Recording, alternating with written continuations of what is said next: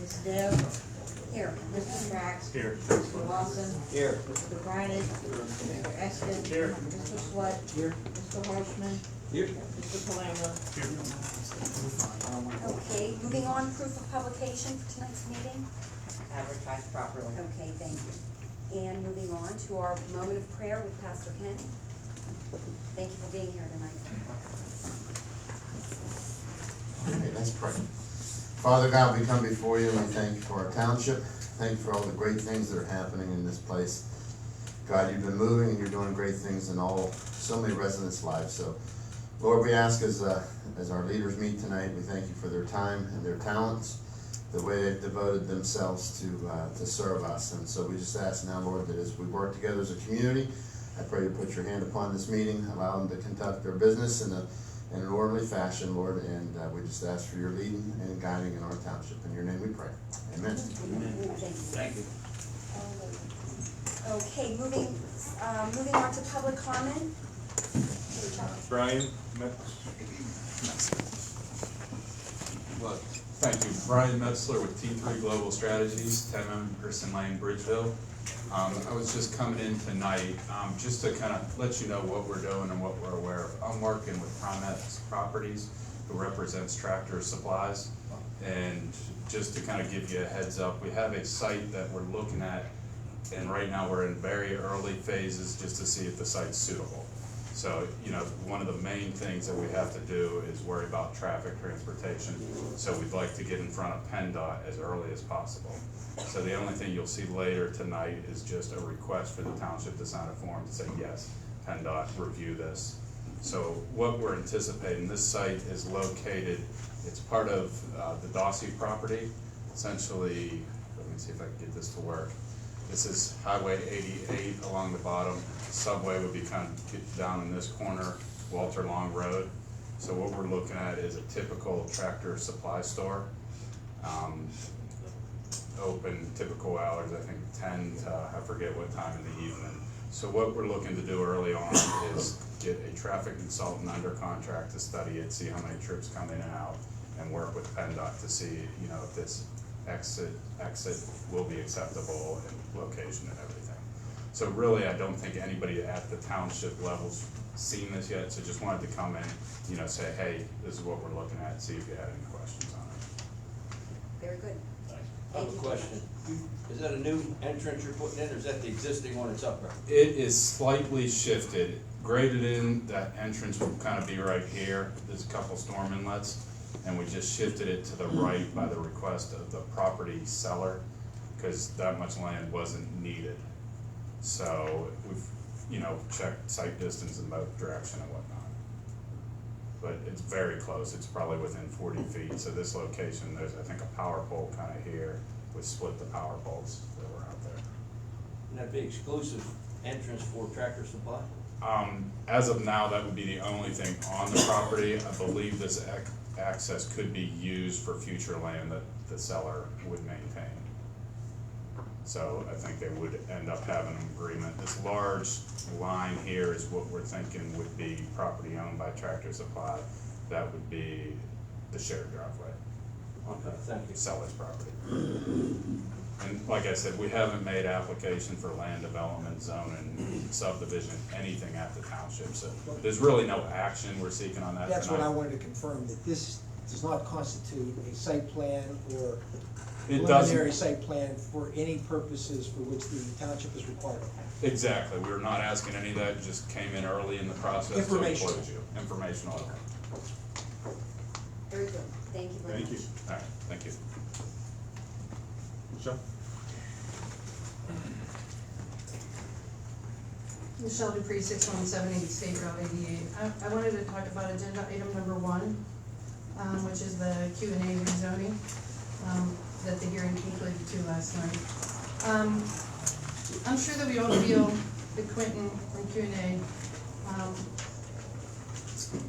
wants to develop his property in the most profitable way he can. However, when Quentin bought that property 4 to 5 years ago, there was no reasonable expectation to believe that he could take that RD property and make it C2 commercial. When the families along Brownsville Road, Central, and even McChaney invested in buying their homes, they did have an expectation, based on the current zoning of that property and our comprehensive plan of what the vacant land near their home could possibly be. In 2012, this community received grants for developing a comprehensive plan. We worked with Washington County Planning Commission, the DEP Conservation District, and a lot of professional land planners paid for by the state and the federal government who drove around our community and worked together to help lay out a plan for developing the community in a way that benefited the residents, the taxpayers, while managing the issues that developments can bring. This rezoning goes against what all of those organizations deemed appropriate for that area. Furthermore, Quentin said that he wanted to operate his business at this location, which he can already do under the current zoning, being he runs an agricultural business. He also said he wanted to put an office building on this property, and which he can do under the zoning of C1 without making it into the zoning C2. Therefore, maybe instead of rezoning at C2, require Quentin to go through a conditional use. So you can put certain conditions on it that will protect the investments and the homes of those who live around his property. Without doing that, I feel that the rezoning would enrich Q&A's investment while taking the resale value away from the residents nearby, which seems to be unjust. This Board of Supervisors has every legal basis to deny this rezoning and protect the people around that property while still allowing Quentin to operate and do exactly what he says he wants to do with his property. Either that, or he can invest in a C2 property within our community, as did Tractor Supply, and put what he would like to do on one of the available C2 properties in our community. Thank you. Thank you. Lori, Navy? Yes, two things. Just a clarification for number 8. The approved, denied the execution of transportation impact study. At this point, there is no cost to the township, correct?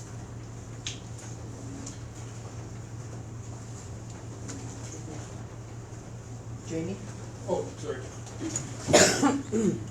No, because no application has been filed. This is basically the township's agreeing that the applicant is applying to PennDOT for the project. All right. And the other piece is number 7, adding 3 shifts per week, averaging 12 shifts a month. Now I did, and my math could be a little bit wrong because I just did it right now without really looking closer at it. You have 3 shifts a week at about $49 an hour. So you take 1 shift, $49 times 40 is about $6,000. And it is wrong because it will be more than that. It'll be about $312,000 per officer per year. And I could be, like I said, it could be wrong. I'm doing this real quick without really sitting down and going over it. Or let me put it this way, how much would this cost the township to add 3 shifts a week at almost $49 an hour per year? Ms. Canavy, if you would please respectfully, please make your public comment. If the supervisors, we're not answering questions, and we will let you speak. Okay, so the comment is, everyone needs to think about what the cost is going to be, and can this township afford that? Are we bringing enough money in, looking at what we already are putting out for engineering and solicitors per year, and everything else that we pay for? Can we afford 3 more shifts? Thank you very much. Okay, next comment? Quentin? Is that last? Your last. I wouldn't. I'm You good. good? Yep. Okay, any other public comment before moving on to business? I signed the paper up there. I would like to. Under Michelle. Oh, I'm sorry, I didn't even see your name. Diane?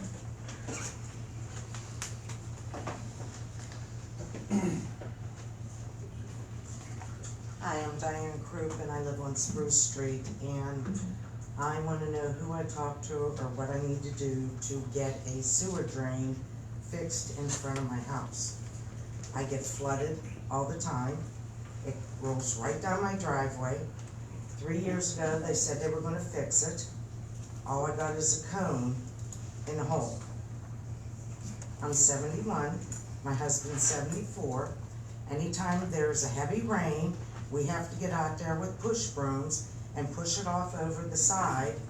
And my basement gets flooded, my house gets flooded, and it needs to be fixed. It is totally clogged. We have had people up there. I have been calling for 5 years. It's getting worse. It's a 4-inch terracotta pipe that is the drain under our road. Oh, what's your address? 6917 Spruce Street. Bobby, have you talked to, I'm sorry, Ms. Krupp? Crew. Ms. Krupp in recent? Recall that. Ms. Krupp, have you filed a complaint form? That's usually what we do, is we get the complaint form and then we send it to the department head that needs it. Well, we've had people up there from the road department numerous Who, may I times. ask? There were 2 people up there today. There was one up there yet. Vanna, Vanahasky and an engineer. Okay, Sean? Yeah, so I was up there today. It's a 2x2 catch basin. From what I could tell off looking at Google Street View, when I was out there today, it was during the rain event. So I did see that it was overtopping the inlet. It was crossing the road. I'm sorry, what was your last name? Crew. Croup. Yeah, Miss Croup and her husband, they're on the lower side, so that's where water wants to run. It appears that, I mean, it's getting worse. Sure, yeah, absolutely. This is the first I've ever heard of this. Let's hear what there's an inlet. I'm not exactly sure what the issue is. It was covered with water today. Maybe it's filled with sediment. Maybe, there's something wrong with the pipe where it drains. It was my understanding, based off discussions, that I believe, Rick stopped, okay, anything, wanna pass that down? Sorry. so, it appears from my understanding that one of the neighbors to you had maybe connected to that pipe and moved it, so it might be an issue as simple as that, but what I need to do is see it when it's actually dry so I can get a better idea. What has happened is beside me, there was an empty lot, and it went down quite a bit, 10 feet. The water just shot underneath the road and into that empty lot. The neighbor built in the lot beside us 10 years ago. Originally, when I called, the township came up because it was even flooding before then. When's the original timeframe? Was that? Over 10 years ago. Okay. They came up and along in front of my driveway, they just made an asphalt bumper. So they knew of the problem 10 years ago, and the remediation was an asphalt bump. Okay. Okay? Now, since they have built over there, there is no place for that water to go. The neighbor had put like one of those flexible black plastic pipes through there. It's clogged, but the actual drain on the road is a terracotta pipe this big. I don't know if you know where Indian Hill is, up behind Spruce Street. The water pours off of there, across the houses across from me, comes down there, and it lays on the road.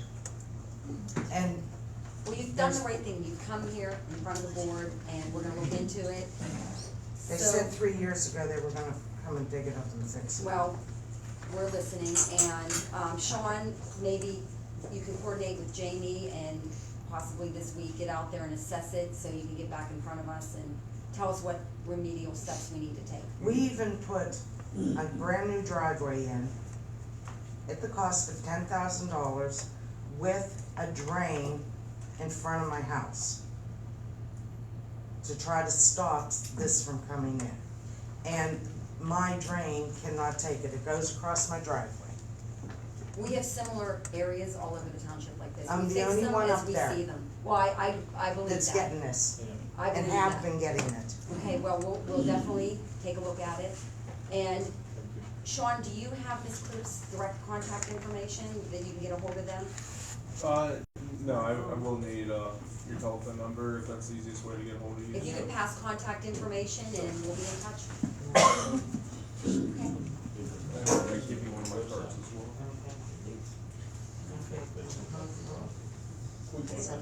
What, explain that. Explain that. I'm doing this video. Okay. Okay, thank you very much. I would like to go. Would you like to speak? Yep. Absolutely. Yep, go ahead. Just the name and address for the record, please, thank you. Hello, I'm Quentin O'D. I'm the owner of the subject property. Not to kind of restate everything from last night, more so just to kind of maybe make one final plea to the board, but I do ask that you consider, I was here last spring, whenever my neighbor rezoned their property, and I said, if they rezone their property to commercial, I'm gonna be stuck between a commercial mining dumping ground and a trailer park, and that's exactly what happened. And I think that this is the best choice for my land. If you guys determine it's not, I can try my best for, plan B, but I do think the economic benefit to Finleyville would be much greater with commercial land. I think that, that is where it's at, that's what would be best, and where it's sandwiched between. I could bring public money into this, it'd be much more obtainable for me to make this happen. As to the idea of maybe doing this in a conditional use and just putting my business there, I don't know that that would really be viable for me to pay all that money to get a road down there to just put my shop there in itself. That's why I wanted to tie a couple other businesses to it. That's why I can't just put my shop in the middle of the 40 acres and call it a day. That may be a plan C, but I would go the condo route before I would go that route. I have a shop already. I wouldn't want to spend all that money to build it there. And so, I really just ask that you consider, that's what would be best, and that's what I can do the best to give you a good product and help everybody here. Thank you. Thank you. Okay. Any other public comments before we move on? Oh, Wendy, let's see, we're moving on to executive sessions announced, July 28th, 2021, July 29th, 2021, and August 10th, 2021, all regarding personnel and litigation. Department reports, we'll start off with the engineer's report. What we've been doing is only talking about things that maybe come up throughout the agenda because the report is so lengthy. But before we move on, Jamie, is now time to discuss zoning? Absolutely.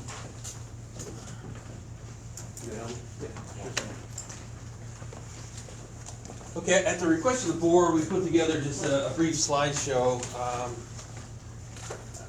kind of informative, and some of the information will be duplicative to what anyone at the Q&A rezoning hearings might have seen.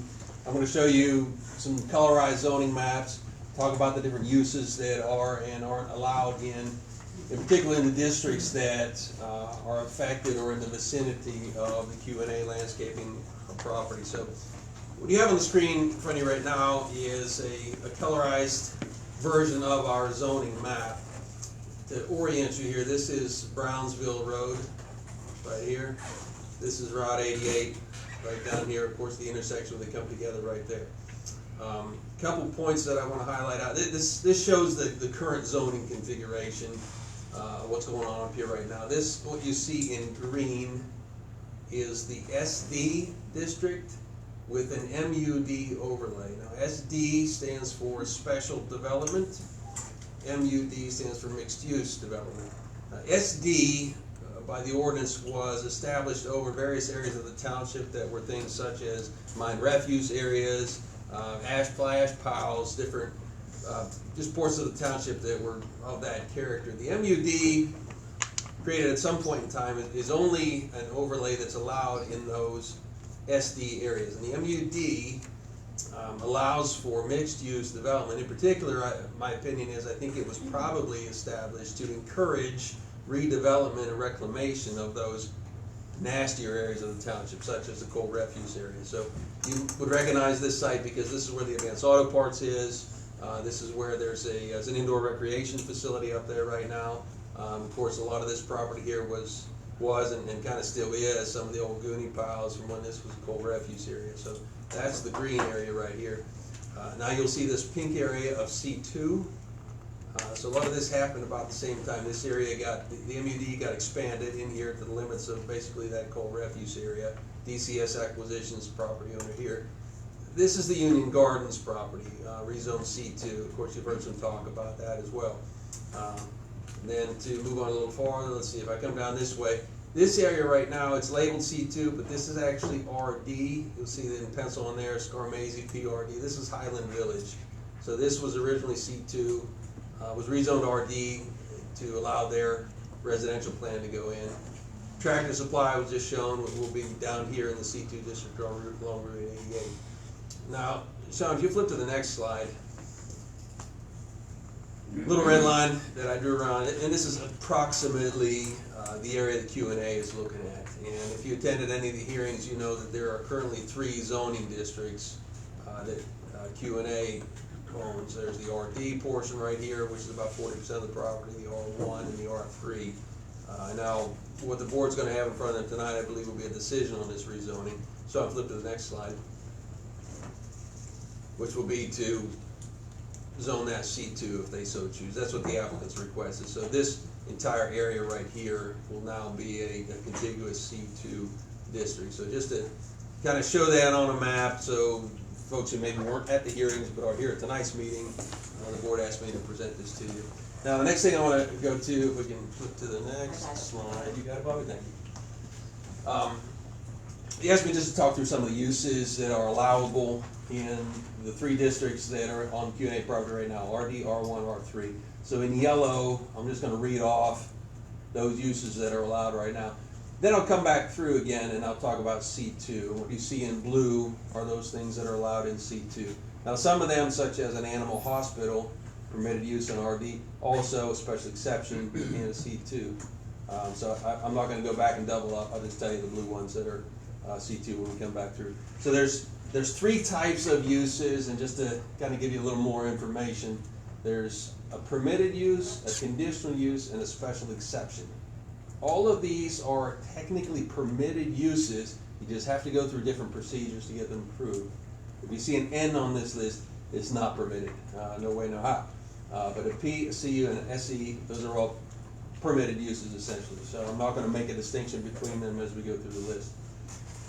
So I'll read off this. Accessory uses customarily incidental to, on the same lot with any permitted use, conditional use, or use by special exception authorized in the district. Agriculture, animal hospital, boarding stable. Next slide, please. And Jamie, before you Yes, continue ma'am. further, this, what you're saying now is what currently could go in this proposed parcel in the RD district as it sits right now? That's correct. So what I'm reading off this list right now is what's allowed in either of these 3, RD, R1, R3, which is what that property currently is. There's pieces of it in each one, so any either one of these that I'm reading could go on a portion of that property.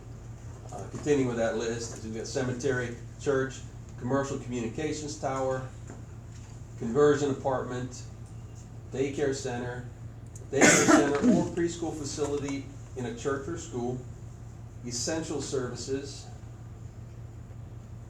Excuse me, Jamie, can you define essential services? Sure. Essential services, well, to give you the strict definition, I'd have to look at our zoning ordinance, but basically that's anything that is necessary for the protection of like life and the services and things that you need to live your life. So that could be utilities, it could be expanded to things such as public safety, communications. Essential services are the stuff that our community needs as a whole to live our lives in an essential manner. Does that help? Yes, Okay. thank you. Fences, firehouse, garden apartments, garden nursery, golf course, a group care facility.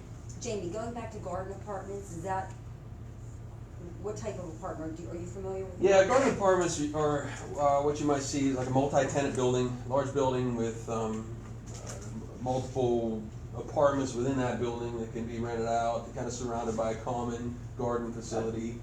Sometimes they're multi-story, sometimes they're single-story, but it's kind of a condensed housing scenario.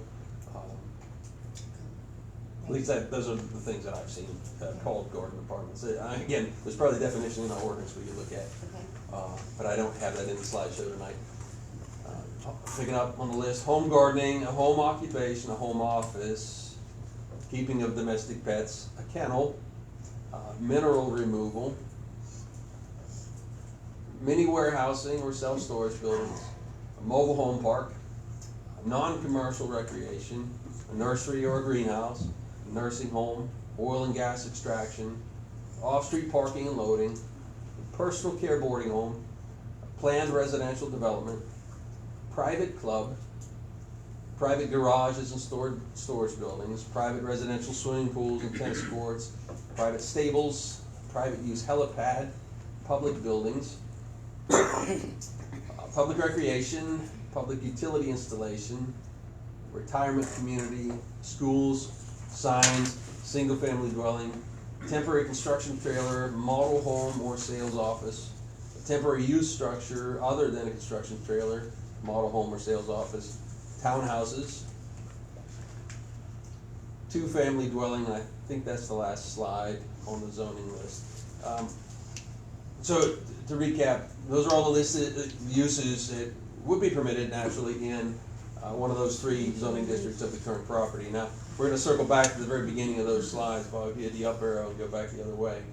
And I'm gonna read off the blue, which are the additional uses that a C2 would allow. That's and again, this is much for the board's benefit as anyone else, so we've kind of got it all in front of us here. So in the C2 district, these are some additional uses that would be permitted: an apartment above office or retail, a bakery, a billboard, a business or professional office, business services, candy or ice cream store, well, I like that one, car wash, clinic, commercial recreation, commercial school, comparable uses not specifically listed, contracting business, a convenience store, custom crafting, delicatessen, drive-in facilities, financial institutions, funeral home, health club, hospital, indoor amusement, laundry, dry cleaners,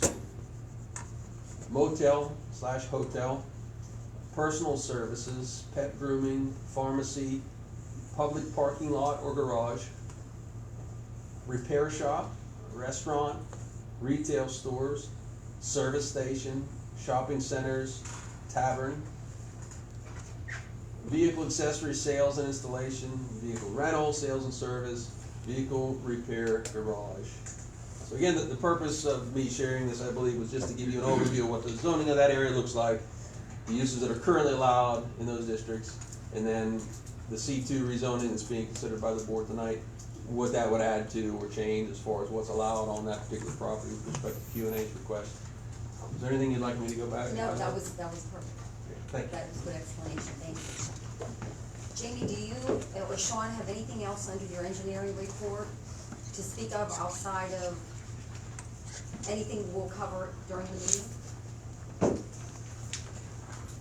I have one point of information to share with the board on our various road projects, and I don't know if they're on the agenda or not, I haven't looked at it, but let me just share that briefly with the board, and that is, you've been asking us to get you a schedule on Cold Bluff, and also a schedule on completion of the work that we need to do on Cardox Road. So 10 Mile Contracting is the contract that has both of those jobs, and they called me about a half an hour before the meeting and said they expect to start in 2 weeks on Cold Bluff Road. In Cardox, they said they would prefer if we have someone else do that. So those are the two updates for you. Any questions on that, let me know. On the Cardox one, I think we talked at the last meeting that and given what I learned from 10 Mile tonight, let us go out and get prices on that. If it's under the threshold that we can do written quotes, I'll try to have that for you as quickly as possible by contractors. You can get in quickly and finish what we'd like to get done before we lose the construction season. Good news. I did, Good news to get Cold Bluff. Yeah, I did ask 10 Mile, I said our primary concern on Cold Bluff is we don't want to miss the paving season. We'd like to get you started as soon as possible. He said the only reason they haven't been able to start yet is they're waiting on their material, just to confirm they can have the pipe in hand. So they got all the plastic pipe, but we got some concrete pipe where the large culvert's getting improved to a larger culvert. So they didn't want to mow out here not knowing what the date is on getting that concrete pipe in. So that's a couple things. But he did say he's hopeful they'll get the paving done, but he wouldn't give me 100% sure. And he asked that I pass that on to the board, and I said, well, do the best you can, and that's, I can't ask you any more than that. So that's the update on Cold Bluff. Okay, thank you. Jamie, could Yes. you ask him for a half the cost of overtime? They gotta pay, straight time anyhow. Ask him what halftime is. Maybe if we get down to the crunch, we may have to authorize them to work some overtime. All right, yes, I'll get a price on it. If accelerating the schedule at a cost would make sure we don't miss the paving season, you can get us a yes or no and a number on that. I'll ask him. Okay, thank you. Okay, moving on to our financial report. Frank Palermo is here from Palermo Kissinger to give us our fourth quarter. Financials through July 31st, so the 7 months there. So it's a pretty hearty package that I gave you. So I have a summary sheet there attached. One thing to note is that the unrestricted cash in the bank account has decreased by about $640,000 over the same period last year. Now, during that period, $280,000 was spent on police, about $594,000 on roads, and $122,000 on sewage projects. And last year's number was artificially increased by some of the funds received from EQT and Sunoco. So you guys have put that money to work, is what I'm getting at. So that looks better. Your revenue has exceeded the budget through the first 7 months of the year, which is good to see. The biggest concern were the earned income tax and the real estate tax, which are ahead of budget by ahead of last year by 2.7% and 3.2% respectively. So the funding is continuing to come in. You know, COVID has hurt the township, but not as bad as some of the thoughts were whenever the budget was prepared in September, October, November of last year. The township did receive $21,000 in the COVID-19 relief from the county in February, and then $297,000 was part of the funds that they're going to receive from the American Rescue Plan Act, and as part of the 2021 plan. You should receive additional funding as well that has not been released yet. In general, you guys have done a nice job monitoring the expenses.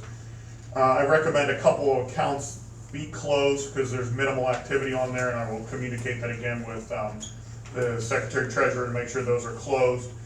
Liquid fuels, the funding for liquid fuels is actually slightly higher than budget, 1.5%, 7% decrease over last year. I'm going to assume that 2021 or 2022's figures will be similar, but we don't know that yet. We'll see where the travel season takes us. We're on the sewage in that account. The expenses are slightly below budget due to some of the timing, but you guys have also managed the expenses there as well. You've budgeted for $200,000 in repairs. Nothing's needed yet, so let's hope that continues. And then your local share gaming fund, you guys have 2 accounts dedicated there. We recommend we close those bank accounts, move them into another bank account to consolidate, because you'll see in the report that there's minimal activity over the last 7 months. And then Overlook Sewage Department bills went out here on July 22nd, so that is all seems to work well. Still working out a couple of kinks in the project with some of the staff here, and then the quarterly consumption readings will be provided by South Park, which are part of the quarterly readings that we'll need to review overages. Spoke with Houston and Associates yesterday. They're moving on the audit. They picked up some reports yesterday to confirm with the bank account. The biggest holdup right now is GASB 68, which is holding up a lot of township reports. I'm a proponent of not issuing the audit until you receive 2019's pension report from the state, because the most recent report they have is 2018. So they're literally 2 years behind. we'll see what happens there. Some townships have elected to go ahead and release the reports, but I'm recommending we continue to hold off on that. They're hoping to have field work done in August and we can issue that report. So, just on some of the raw financial data, I just want to draw your attention. On page 1 there of 30, you could see where your unrestricted cash has been. You can see the decrease there. We already talked about that, but I just wanted to show that. And you do have some of that cash has gone to sewage projects and roads like we've talked about. If you look on your next page, page 10, you can see where your earned income tax are. To budget, it's 111% over budget so far, 390,000 for the year. That's always good to see. Residents are back to work, working, and the tax is being remitted. So that is continued to be above budget, which is always good. The next page I want you guys to take a look at is page 16. 16 of 30, which compares last year's real estate taxes and earned income taxes to this year.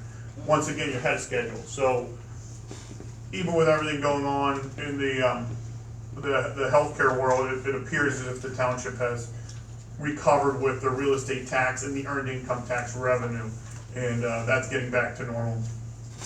If you look at page 17, you can see the grant money received.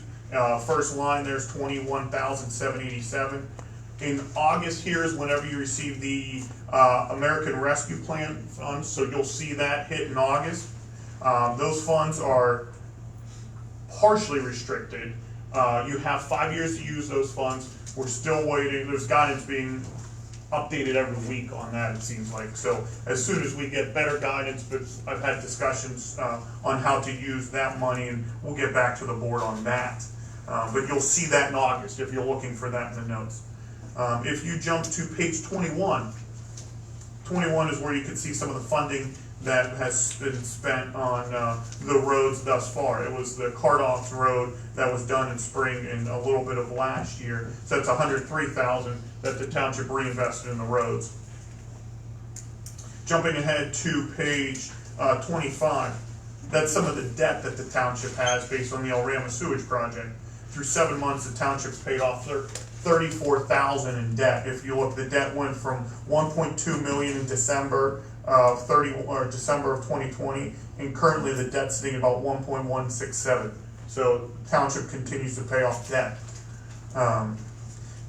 Jumping down to page 28, that's where you can see the El Rama financials, the profit and loss for the year. Collections are still being done by we, so reports are provided to the township monthly, and we reconcile those reports.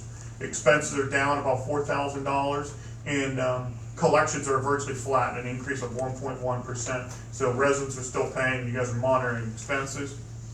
On page 29, you can see the local share gaming fund. Those funds have increased by $44 over the past year. So those are the account. You're only collecting interest.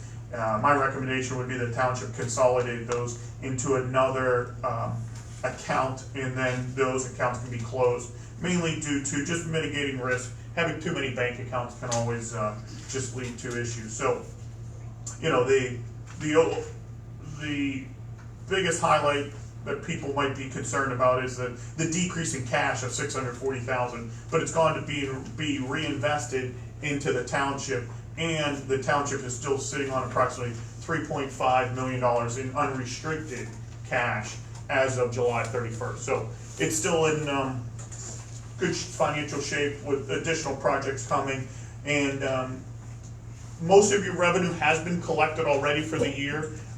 Through after August, you will have most of the revenue, probably about 80% of budget. That's due to timing of when real estate taxes are paid. That's due to when your impact fee funds are received, and the only thing that's really consistent throughout the year is the earned income tax, which is going to be approximately $650,000 to $700,000 worth of revenue. That's the last big chunk of revenue that you will receive in the last 5 months, but the township is still in good financial position. So we expect a deficit for the last half of the year, but it's nothing that the township hasn't done over the last 20 years, purely due to timing of when revenues are received. Okay, perfect. Anybody have questions for Frank? I do.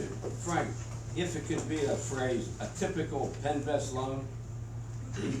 if it's set up and you're approved and you start paying, are the payments consistent throughout the term of the loan? Or do they change with the principal being? The payment amount is consistent, it's the principal and interest that vary. So you pay more principal every month, but there are loans, and this happened in your case here, with the El Ramba sewage project about 3 years ago, because you had a loan, and I'm just gonna throw random numbers out here, Mr. Lawson, for about $150,000, because you have 2 loans there. You had a loan for about $150,000. And that's what they equated your principal payment to be on. Well, a couple years later, around 2018, they realized you didn't draw on all the funding. So they adjusted your payment because you didn't draw on all the funding that you were supposed to because of savings in the project. So there is a chance that they could come back and adjust your loan, but on a typical loan, it's consistent throughout the life of the project. It's a flat monthly. Correct. Setup. Correct. Thank you. It has happened here in the township, but it's not normal. Great. Thanks. Thank you Thank very you. much, Frank. Sounds good. A lot of detail in there. Oh, lights. Okay, great. So, police department report, Sergeant Lindsay is here. Can everybody hear me okay? Yep. For July, approximately 2,810 miles patrolled, 203 gallons used, 92 calls for service, 15 traffic contacts and 3 details, 5 vehicle accidents, 10 alarm calls, 2 public service assists, 10 requests to assist EMS and or the fire department, 3 check welfare requests, 6 reports of suspicious activity, 16 theft reports, 13 of those included ID thefts. Those have been going around if you've seen them. 6 domestics or disturbances. We had 1 drug overdose call, 2 drug-related arrests, and 1 warrant service. For the magistrate's report this month, 10 criminal complaints filed, no non-traffic citations, and 5 traffic citations. There were 10 individuals arrested in the township for the following charges: 2 DUIs, possession of a controlled substance, 2, possession of drug paraphernalia, 1, endangering the welfare of children, 2, recklessly endangering another person, 2, aggravated assault, 2, simple assault, 4, and retail theft, 1. Thank you very much. You're welcome. You've been very busy. Stay safe. We have been. Okay. Any questions for Sergeant Lindsay? Moving on, we have in our package, and I'll read these off rather quickly. We usually don't spend time on these, and if you want to stop me and have questions or comments on any of the below reports, please stop me. So I'll go 4 through 10. So CERN's report, animal control, building code, code and zoning, road crew, the overlook sewage report, Advent computers. Anyone have questions on those in your packets? Okay, so 11, we have the GIS LGA intern progress report as well. Terry has added that for us, and as the months go on into the winter months and she's able to do more outfall mapping, we'll continue to see those, and any supervisor who has a chance to stop in and see what she's building back there, please try to make some time to do that. Any questions on that? Okay, 12, we'll go right to the solicitor's report. Madam Chairman, I don't have anything to add to the report that I circulated to the board. I'll just provide comment on agenda items as they come up. Okay. And chairman's report. So I do have something today to talk about quickly, and this will be back to Terry and the GIS that she's doing. I just wanted to let the public know, again, that the board has received a grant this year, and it was a real blessing, because as I understand it, there was only 1 intern that was granted in the entire county. It was a very exclusive grant, and we were blessed with it. And we were blessed with Terry Gladys here. Terry is a graduate student in public administration. She spent her whole educational career and her alternate career in government, and she is a unbelievable wealth of knowledge and resource to the township, and we're learning that daily. and everyone will see her a lot here. And again, to the public, if anyone has questions on mapping in the township, mine mapping, street mapping, outfall mapping, anything, please come and see her. And I just wanted to highlight that, and I wanted to note for the record, there was a question posed to the board on the hearing night, which was last night, and it was regarding whether or not the board or anybody here had a financial tie to any of the current or past rezoning that has happened in the township. The guidelines for the hearing last night were pretty clear from the solicitor. The board was not to engage with the public on questions and answers.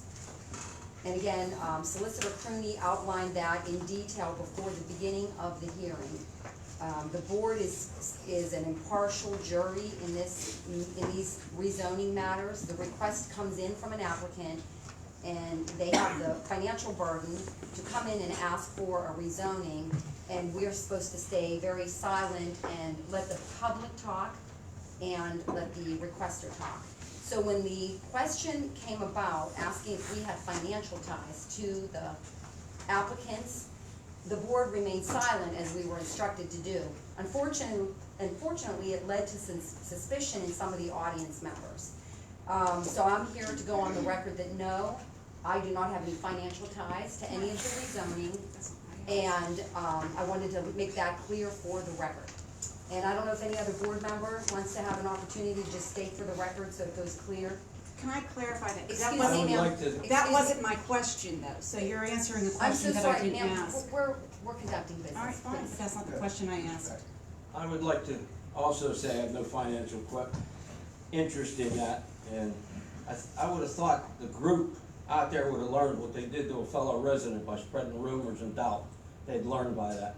That's all I have to say. I myself have no financial interest. Yeah, I have no financial interest.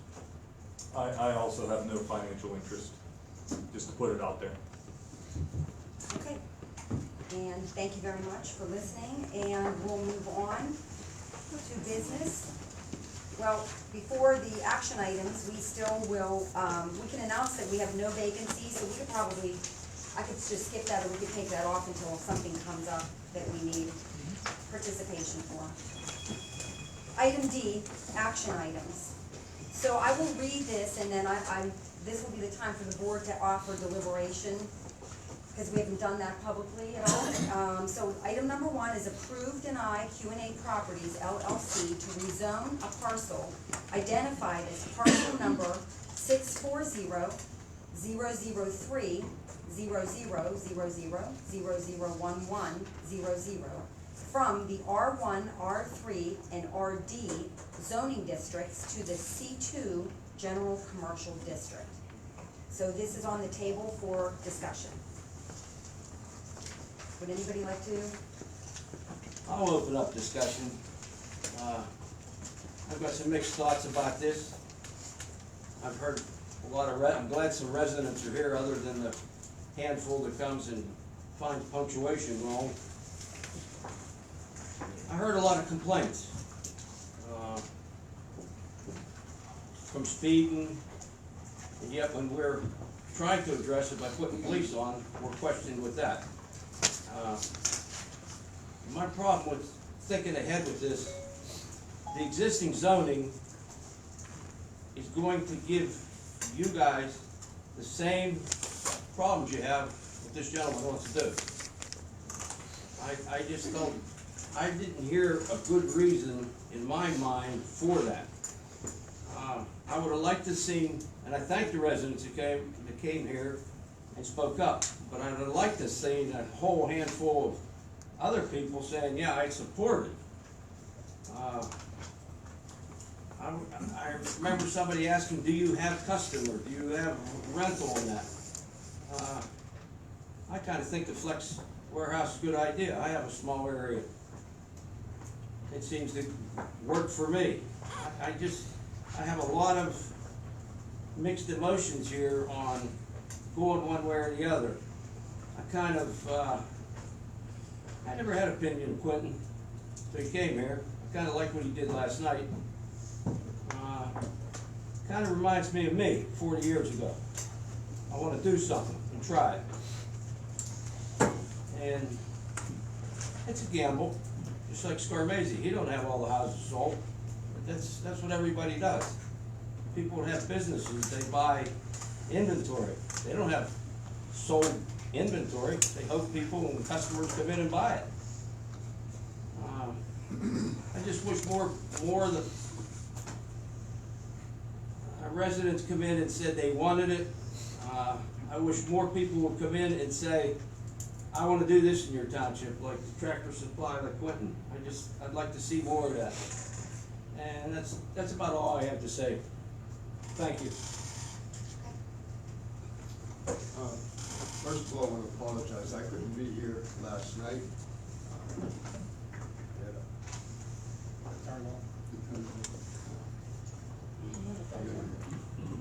Again, I want to apologize for not being here last night. I had a commitment that I make every Tuesday. But I can see both sides of the story. I moved to Union Township 50 years ago. And at that time, along 88, where you have your giant eagle, there's nothing but a ball field. A lot of trees, people went hunting over there, there's a pond, kids used to ice skate on it, etc. I live in a very, very quiet little hamlet. Only one way in, one way out. And it was great. Well, like everything else, things changed, and the developer came in, and we voiced our opinions at that time. This is great, we're gonna get a shopping center. It's a shop and save was put there. And it was great. It was something for the community. And then some years afterwards, we had another developer come in, Mr. Tom Crowder. I was on the planning commission at that time. His initial plans, similar to this. There's people that I spoke against it, some people spoke for it. But even though I had to put up with noise like you can't believe for 15 years, with Ram 6 days a week. Initially, it started at 7 days a week. Mr. Spar knows that. We came down and we got Mr. Tomko to not work on Sunday. I told him even God rested one day, and he agreed with that. To this day, he's never worked on Sunday. We had to put up with a lot of activation, a lot of dust, a lot of noise, from sun up to sundown, 6 days a week. During that course, we had a police department here too for a while. Another developer came in and wanted to develop the property. If my memory stands me correct, the township would have got close to $400,000 in taxes from the development. The school district would have got close to $1 million, if not more, from the same development. But we had a group of people in this township that called themselves Union First. It wasn't Union First, it was them first. Because if that would have went through, we'd have still had our own police department. And that was a good police department. We would have had money to do things that now we have to apply for grants, etc. Shift from one project to the other to get things done in the township. The same group of people, this Union First, I don't know what their objective is in this township, but they're against anything new, anything that disrupts their way of life, if you want to call it. They don't realize that people come in, they want to develop, they got money to develop. Cal, would you mind, and I don't mean to rush you, but would you mind giving your opinion on the Q and A I development? wasn't here last night. Okay, I don't know all the ins and outs. I can see both sides of the story. Here's a young man, a businessman, that's trying to develop something to make a living for himself and possibly employ other people. On the other hand, I can see, hey, I don't wanna be disturbed. I wanna go down there and see the deer. I wanna see the minnows in the creek, whatever, you know? Hey, we'd all like that, but, you know, and quite frankly, I'm out on a limb on this. okay. And Dave? But I just want to make clear, you were at the prior hearings, and you understand the issues. Yes. Okay. Okay. Dave, you have any thoughts? I'm good right now. You, no My, comments? my main thoughts are I'm also on a limb, I'll be honest. It's tough because we have to juggle where the commercial starts, where the commercial ends, what's the best use and how to make the best use out of this township. And at the same time, we have had, just like Mr. Lawson said, a lot of residents come in and speak out against. We've had very little come in and speak for.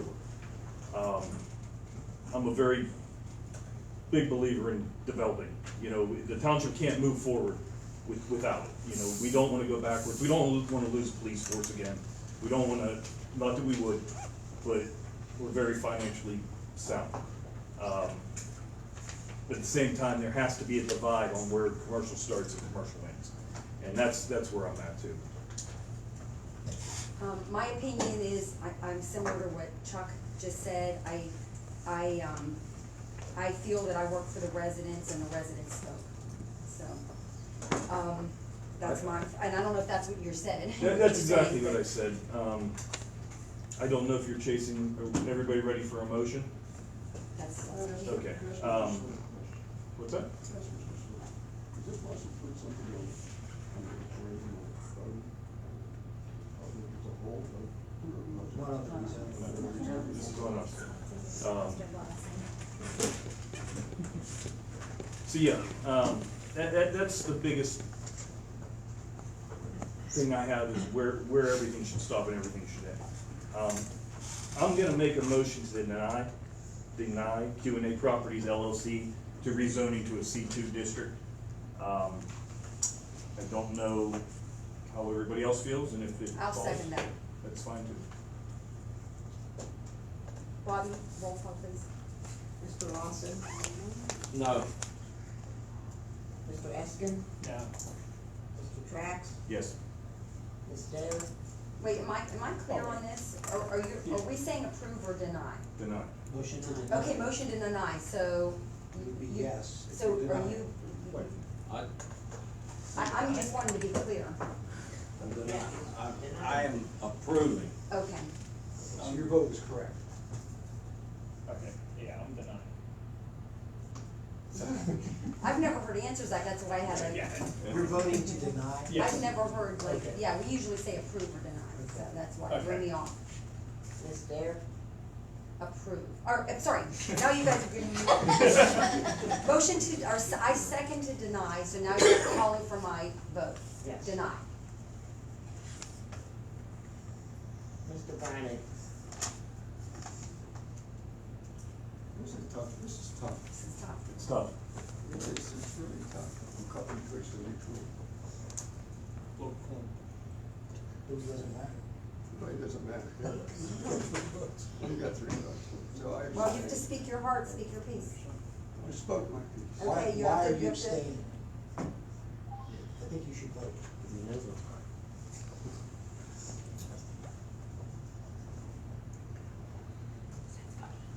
Like I said, I'm in the middle of the road here, man.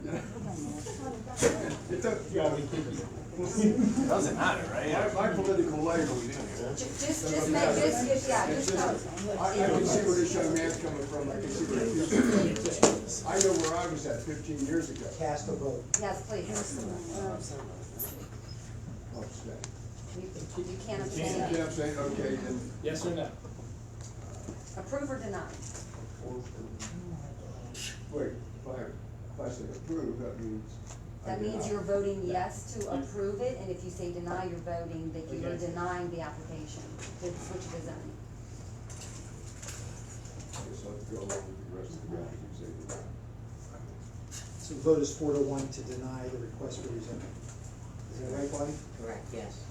Okay, before we move on, the MPC requires that we draft a decision that will contain procedural elements of the case, findings of fact, and conclusions of law.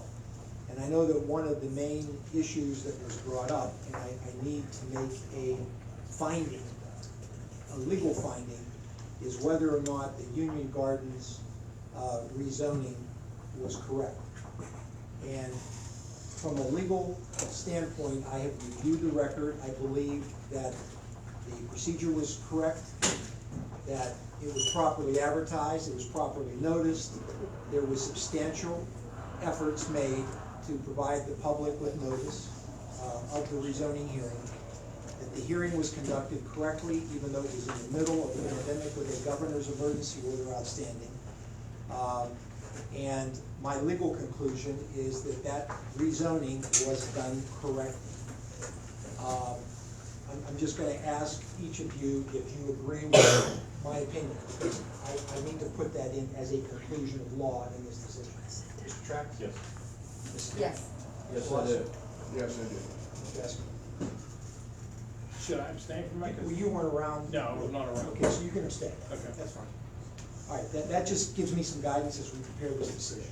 Okay, so Bobby, when you're dictating the minutes, please be clear to, add Gary's section at the end of this motion that explains his legal opinion on the rezoning of the property of Union Gardens.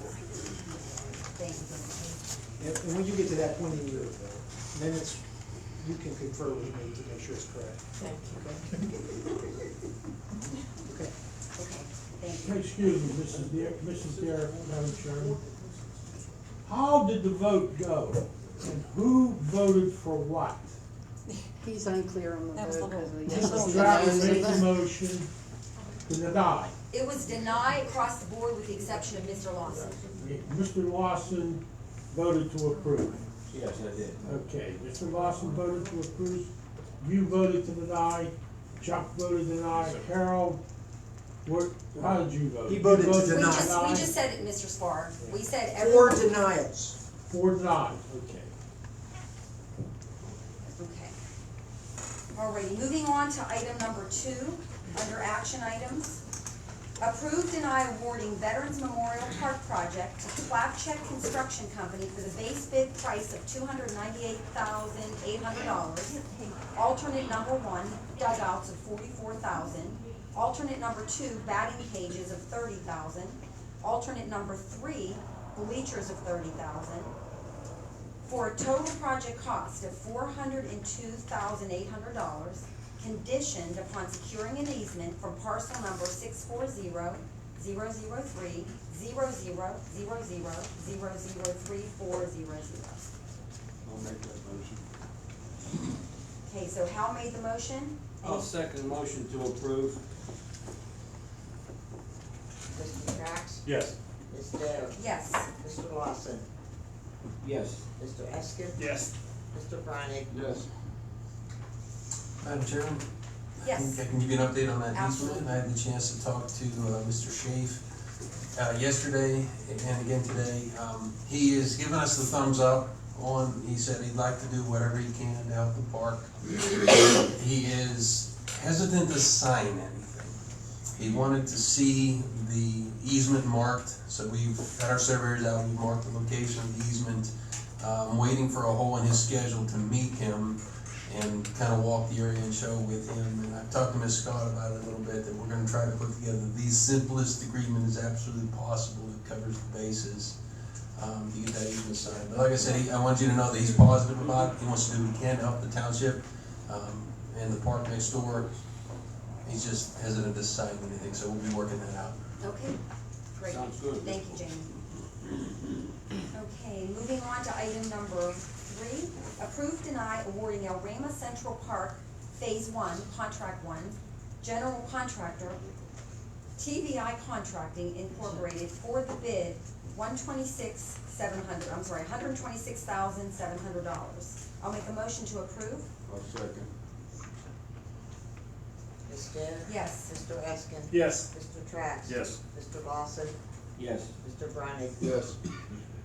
Item number 4, approve, deny awarding Alrama Central Park Phase 1, Contract 2, mechanical contractor to Murin and Murin Incorporated for the bid of $39,500. I'll make a motion to approve Murin and Murin for $39,500. I'll second that. Ms. Dare? Yes. Mr. Trax? Yes. Mr. Lawson? Yes. Mr. Breinig? Yes. Mr. Eskin? Yes. Item 5, approve, deny awarding Alrama Central Park Phase 1, Contract 3, electrical contractor to Plavchek Construction Company for the bid of $32,800. I'll make that motion. I'll second the motion to approve for Plavchek for $32,800. Ms. Dare? Yes. Mr. Eskin? Yes. Mr. Breinig? Yes. Mr. Trax? Yes. Mr. Lawson? Yes.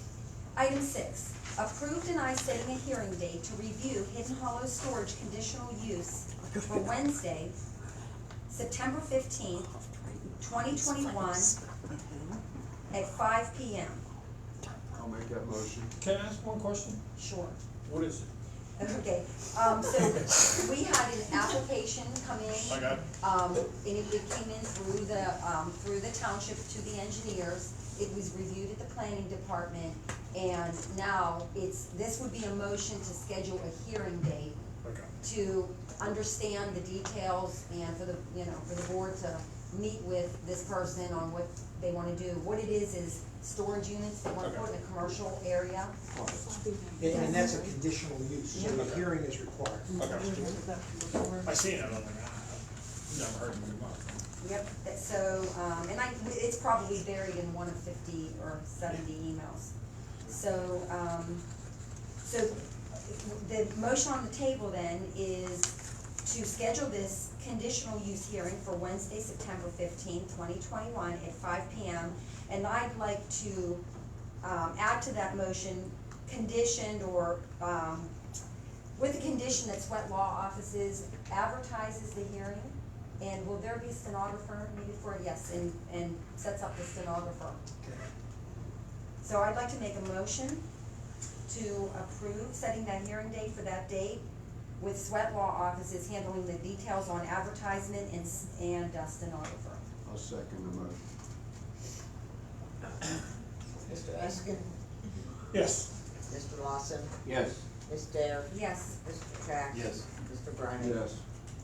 Item 7, approve, deny additional 3 shifts per week, which is an average of 12 shifts per month, for additional police patrols in Union Township. The rate per shift for additional patrol is $48.82 per hour. Additional details to be worked out between Union Township solicitor and the city of Monongahela. Madam Chairman, could I interject Yes, just so absolutely. the board has more information? I have been in touch with the chief as well as the solicitor, and I've come up with an amendment to the Municipal Police Services Agreement. As you know, these discussions were initiated by Supervisor Eskin based upon all the complaints that he received and things that he observed concerning speeding in and around certain roads within the township. As a result, he contacted Chief Harris to see if there was any way we could get additional patrols to deal with the speeding problems within the township. And the proposal that they've made and are willing to agree to is that they will provide, over and above their existing contract, additional police coverage for the purpose of traffic enforcement and additional police protection at a rate of $48.82 per hour, which would include a squad car, obviously.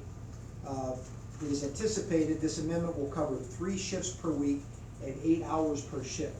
So that's 24 hours a week at $48.82. So it's a little over $1,000 a week, $4,000 a month, approximately. Yes.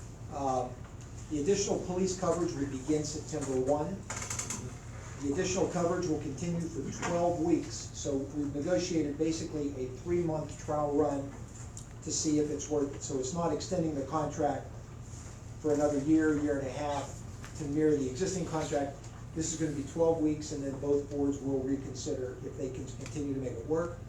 And the parties agree that traffic enforcement will focus on the locations determined by the Union Township supervisors and the police chief, which will be the most effective based on data and complaints compiled by the township.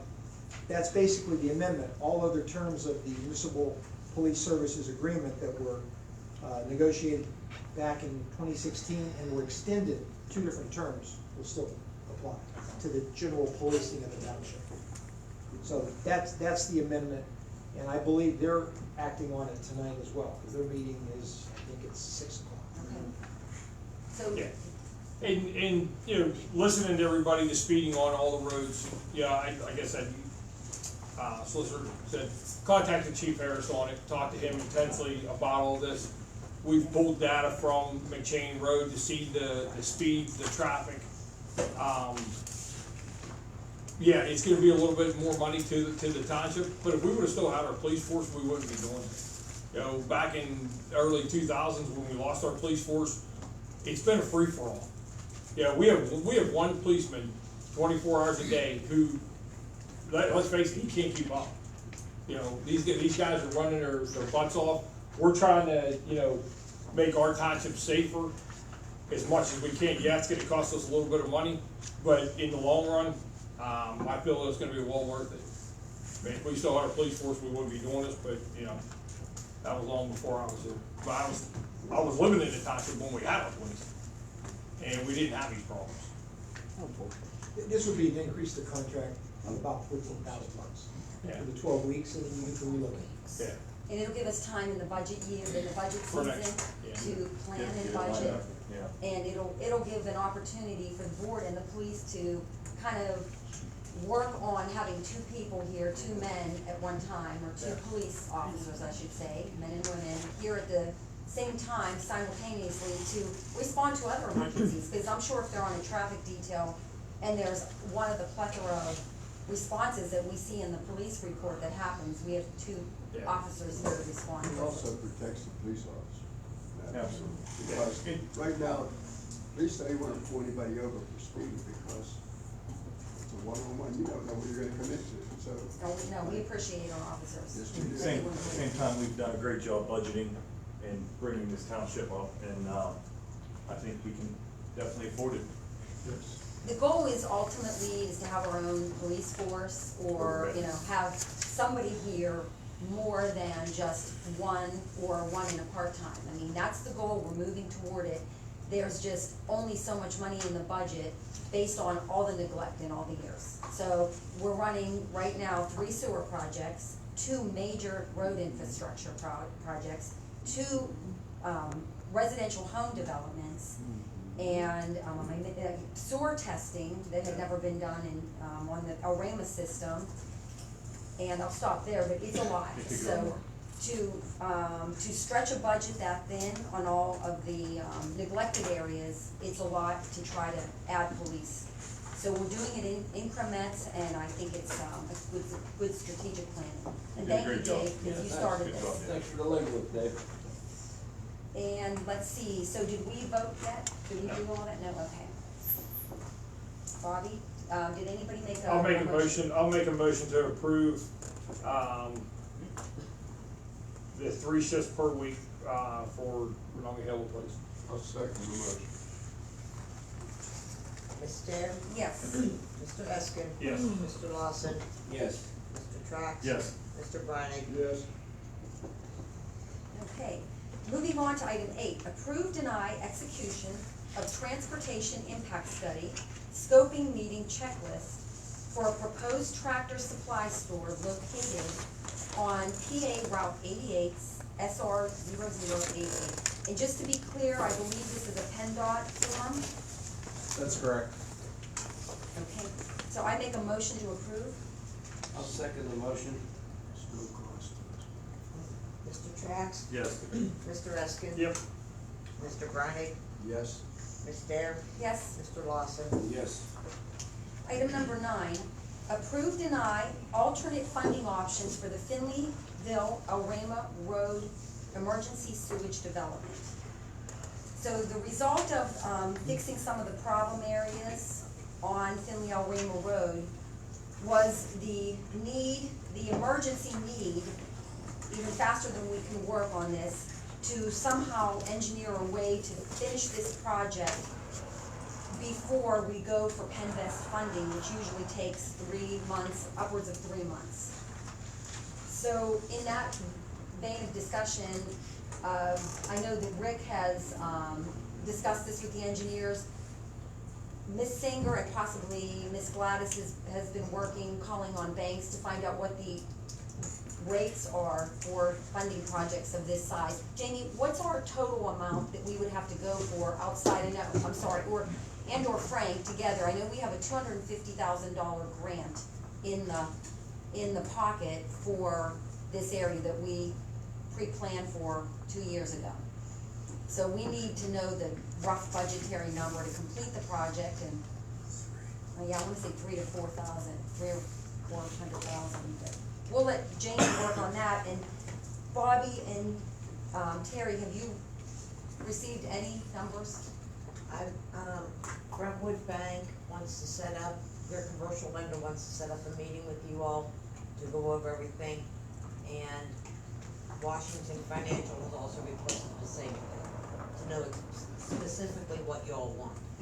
Okay, would the board be okay to have Bobby schedule that with the engineers when they're in-house?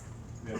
Just move that along, and then I want input from Frank Palermo and Gary Sweat on the township.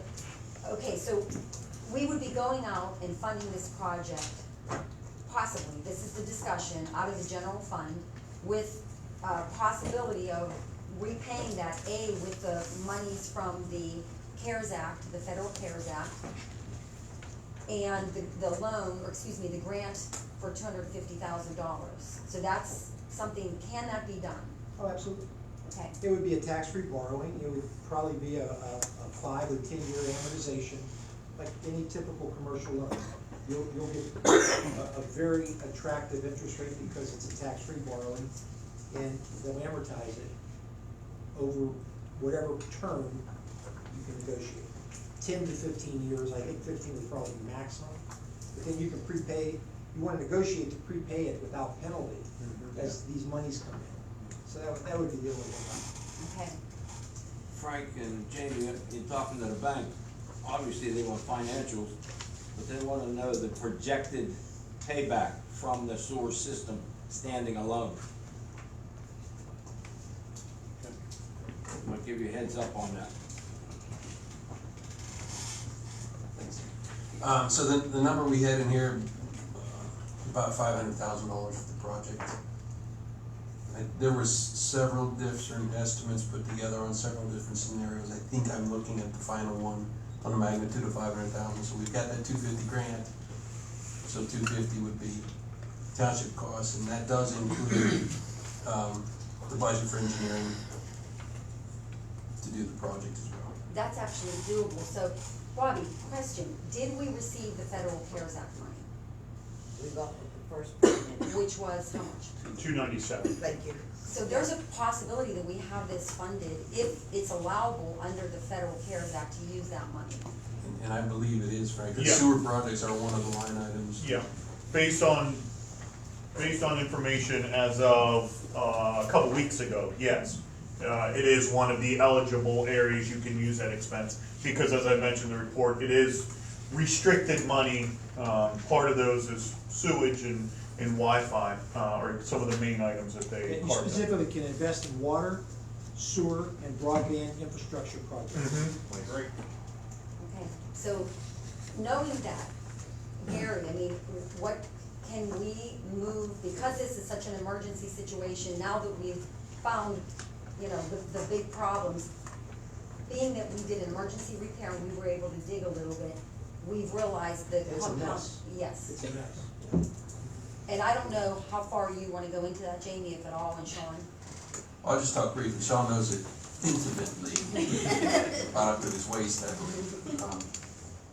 But I fear the pumping of that tank is gonna get costly pretty quick. You had these rains that came through, and it's getting more water than just the sanitary water in there. So we absolutely need to push this as fast as possible. I know we've got permits submitted to DEP that happened a week or two ago. There are some minor PennDOT permits that we need for crossing the state route. But while we're just talking, if the township's got cash available through this CARES Act funding, I'd like to start looking at a schedule to put this out for bid in maybe the next 2 months or something. I would recommend that you move with haste. 2 reasons. I've seen the pictures, and let's remember, we are under a consent order with the DEP.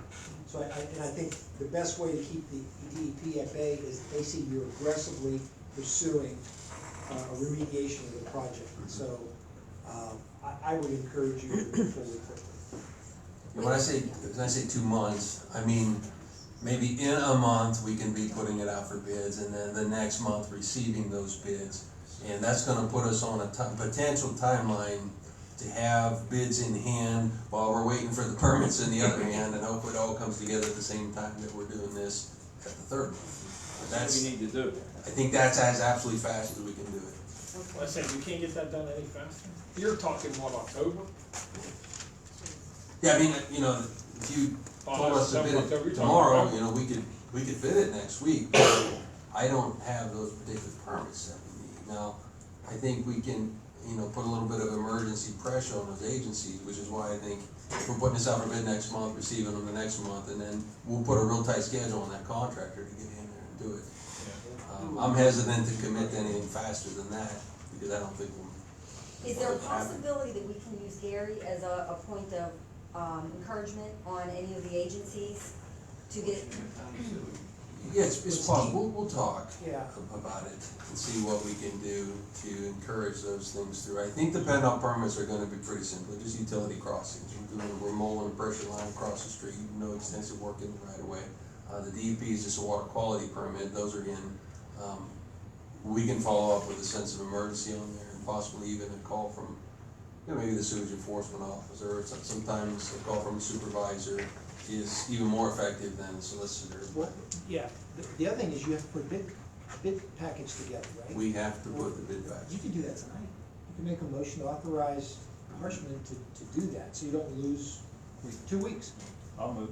Well, okay, so it's not law yet, and when it is in law, the agenda, the practice of posting the agenda, in an emergency situation, you are able to add something to the agenda. You have to add it to the agenda first, and this is it gonna help you work any faster if we did motion for? Let me tell you the understanding that we're under is that this is already our project to produce. Right. I don't need a specific motion, in my opinion, to proceed and produce the construction documents, because you've already authorized us to engineer this project.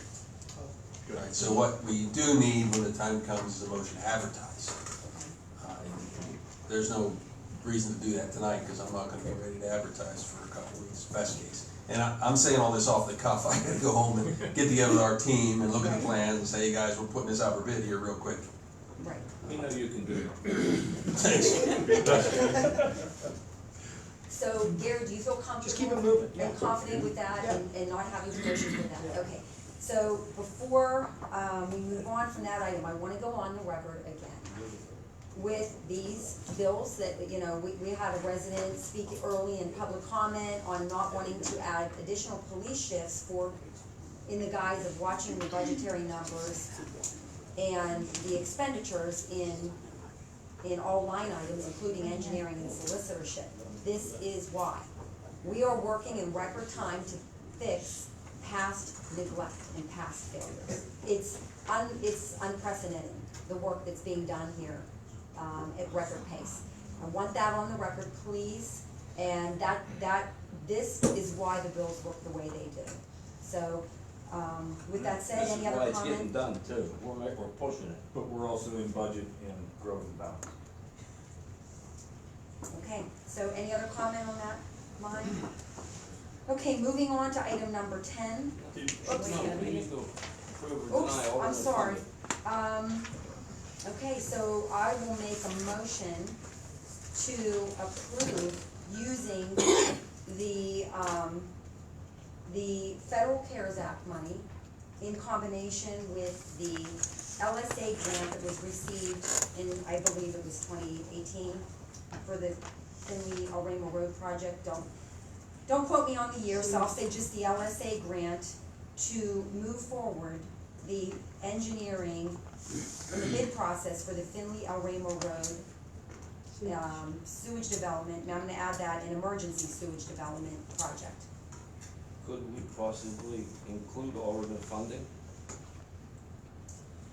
Doesn't cost anything It to doesn't get hurt, approved. it doesn't hurt to find out what it would cost you. Right. If I give you a proposal, Yeah. you'll know what it is. So we could just leave the alternate funding in that motion, and then include it in the CARES Act and the LSA grant. And that's my motion, and then Bobby will stay on that. 1 second, Ms. Sure. Chairperson. It's not the CARES Act, just to be sure, it's the American Rescue Plan Okay.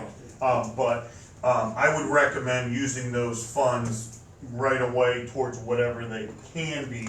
You do have a window of 5 years to use them. You have to notify when you're gonna use them within 3 years, but you're receiving about 590 to 600,000 is what we believe you're gonna be receiving. I would recommend using those funds first, but keep the alternative funding sources available. Okay, so you're saying, Frank, then if that second comes in, then we could use that to pay off a potential bank if needed? If needed, correct, because these are restricted funds that are coming in similar fashion to the liquid fuel funds that are more commonly known by the townships. Can we, or Gary and Frank, can we use this in conjunction with an LSA grant? I don't see why not, but, so let's say if the $500,000 bid is correct, or about accurate, then you would have another $390-some thousand that you would have to use towards eligible projects. Okay, so there'll be a lot of careful watching of that for the next few months while this rolls out. Quick question, Bobby, did you put that in its own standalone account? Have you received the funds yet, or was it today? It was being automatically deposited yesterday. And we had discussions, keep it in a separate account, similar to liquid fuels, we want that separated because they believe it will go through an audit in similar fashion to liquid fuels. We've had the discussions, it's on my agenda review. Good.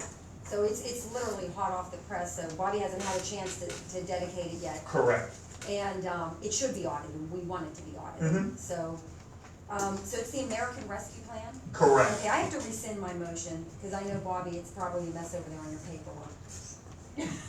So I wanna rescind that and redirect that to say, I would like to make a motion to approve alternative funding options with the additional option of using the American Rescue Plan funds and the LSA grant for the emergency sewage development on Finley El Remo Road. I'll second that motion. Ms. Dare, Yes. Mr. Trapp. Yes. Mr. Lawson. Yes. Mr. Browning. Yes. Mr. Askin. Yes. Item 10, approve deny resolution number 2021-08 as a revision to the official plan for sewage facilities plan for the Mingo Circle Planning Area Extension revision. So, at the planning department meeting, there was a discussion, and this was sent up to the supervisors.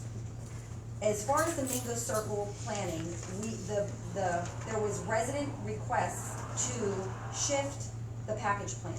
So that took us off course roughly probably a year, and not with COVID. And it resulted in a new plan being devised, and now that we have approval from the DEP, the board would have to make a decision on a resolution that defined the new entire scope of the plan in that area of the package plant on the Mingo Circle sewage planning. So that's what this motion is about. Any comments, Sean? Yes, so specifically what this is when we did the Act 537 planning, there were so many houses included to the treatment plant. Now that we're moving the treatment plant, we have the opportunity to pick up a few additional houses. As we're picking up a few additional houses, we need to amend the official plan through a component 3M. And this resolution is a part of what accomplishes that. Okay, perfect. Any questions? Okay, I'd like to make a motion to approve Resolution 2021-08 as a revision to the official plan for the sewage facilities plan for Mingo Circle Planning Area Extension Revision. I'll second. Mr. Eskin? Yes. Mr. Trax? Yes. Mr. Lawson? Yes. Mr. Bryan? Yes. Ms. Dare? Yes. Item 11, approve deny draft of summer and fall newsletter. Terry has taken upon herself to format and put into motion a newsletter. I would like to make because we just got it a day or two ago, I do think that Terry, I'd like to work with Terry on some things, and the other board members feel free to come in and revise and add. And I'd like to table it for the end of the month, hopefully to get a motion by the end of the month so we can get this out prior to September. That's my thoughts, but You mean have it approved to be sent out the next meeting? that's what I would like. If the board could have active participation with Terry on their thoughts on it. I agree. I have a couple things I'd like to add. So I'd like to make a motion to table the newsletter until next meeting. I'll second the motion to table the draft of the newsletter. Ms. Dare? Yes. Mr. Trax? Yes. Mr. Lawson? Yes. Mr. Bryan? Yes. Mr. Eskin? Yes. Item number 12, approve deny execution of Terry Gladys's contract as a part-time employee with Union Township, subject to, we received a letter from Terry, and it was some of the thoughts she had on the contract, and I believe the board has had an opportunity to read that, so I would like to make this motion subject to Ms. Gladys's August 4th, 2021 letter to the Board of Supervisors. I will second that to approve. Mr. Lawson? Yes. Mr. Eskin? Yes. Mr. Trax? Yes. Ms. Dare? Yes. Mr. Bryan? Yes. Item 13, approve deny resolution number 9 of 2021, adopting a Facebook community guideline for the Union Township Facebook page. I'll make a motion to approve the resolution for the Facebook community, Facebook page for the township. I'll second. Mr. Trax? Yes. Ms. Dare? Yes. Mr. Lawson? Yes. Mr. Eskin? Yes. Mr. Bryan? Yes. Item 14, approve deny sending a supervisor, Terry Gladys, and Tanner Smeda to present Pulse Point at the next Washington County Commissioners meeting. I'll make that motion. I'll second the motion to send the supervisor Terry and Tanner Smeda to the next Washington County Commissioners meeting. Ms. Dare? Yes. Mr. Eskin? Yes. Mr. Bryan? Yes. Mr. Lawson? Yes. Mr. Trax? Yes. Okay, discussion items. Number 1, discuss pay per call for El Rama and Finleyville volunteer fire departments. My thoughts on this is we had the opportunity to talk with Lenny, our emergency management coordinator and chief of Finleyville Fire Department, El Rama Fire Department, and he gave us some very good thoughts to think about on what he feels would be the best use of any type of pay per call or any funds being directed down to our fire department in El Rama. And my thoughts to the board are, I believe in these planning meetings that are coming up for budget, I would like to, in lieu of the pay per call, again, hearing what Mr. Bailey had to say, I'd like to just talk to the board in the budget meetings about donating funds so they can do what they feel is best with those monies. That's my thoughts. Above the 10,000 you usually give, or? Well, I mean, that would be something that we could discuss in the budget meetings, but I, instead of pay per call, that's my thought. Yes, okay. Mr. Bailey was not for that. No, he wasn't. Yeah, absolutely. Talking to a couple of the other fire departments around the area, my family's big into fire and rescue. Talking to a lot of the other townships, it's an absolute nightmare. Trying to, because you have to have administrators, and it's not worth it. It's not worth the aggravation. We're better off doing some kind of a donation and not doing the pay per call. I agree also. I touched base with Finleyville Fire Department. They didn't think that would be an incentive, so I think they put the money to better use. Okay, so, is the board okay then to table this item till we get to the budget planning meeting, which are Yes. next month? Yeah. Okay, so, item 2, discuss Washington County Sewage Authority enforcement's, sewage issues. So, now that we're, pushing forward as fast as we can on this second executed, sewage area in the last few years, we need to, focus on sewage enforcement with the Washington County Sewage Authority, and I was hoping maybe Sean and Jamie can coordinate that with sweat law offices. I believe you mean the sewage council. Yes, Yes. yes. Washington County Sewage Council Authority. Any thoughts on that, or is that something that can be worked together with, They need push. They don't back us enough. They don't do nothing.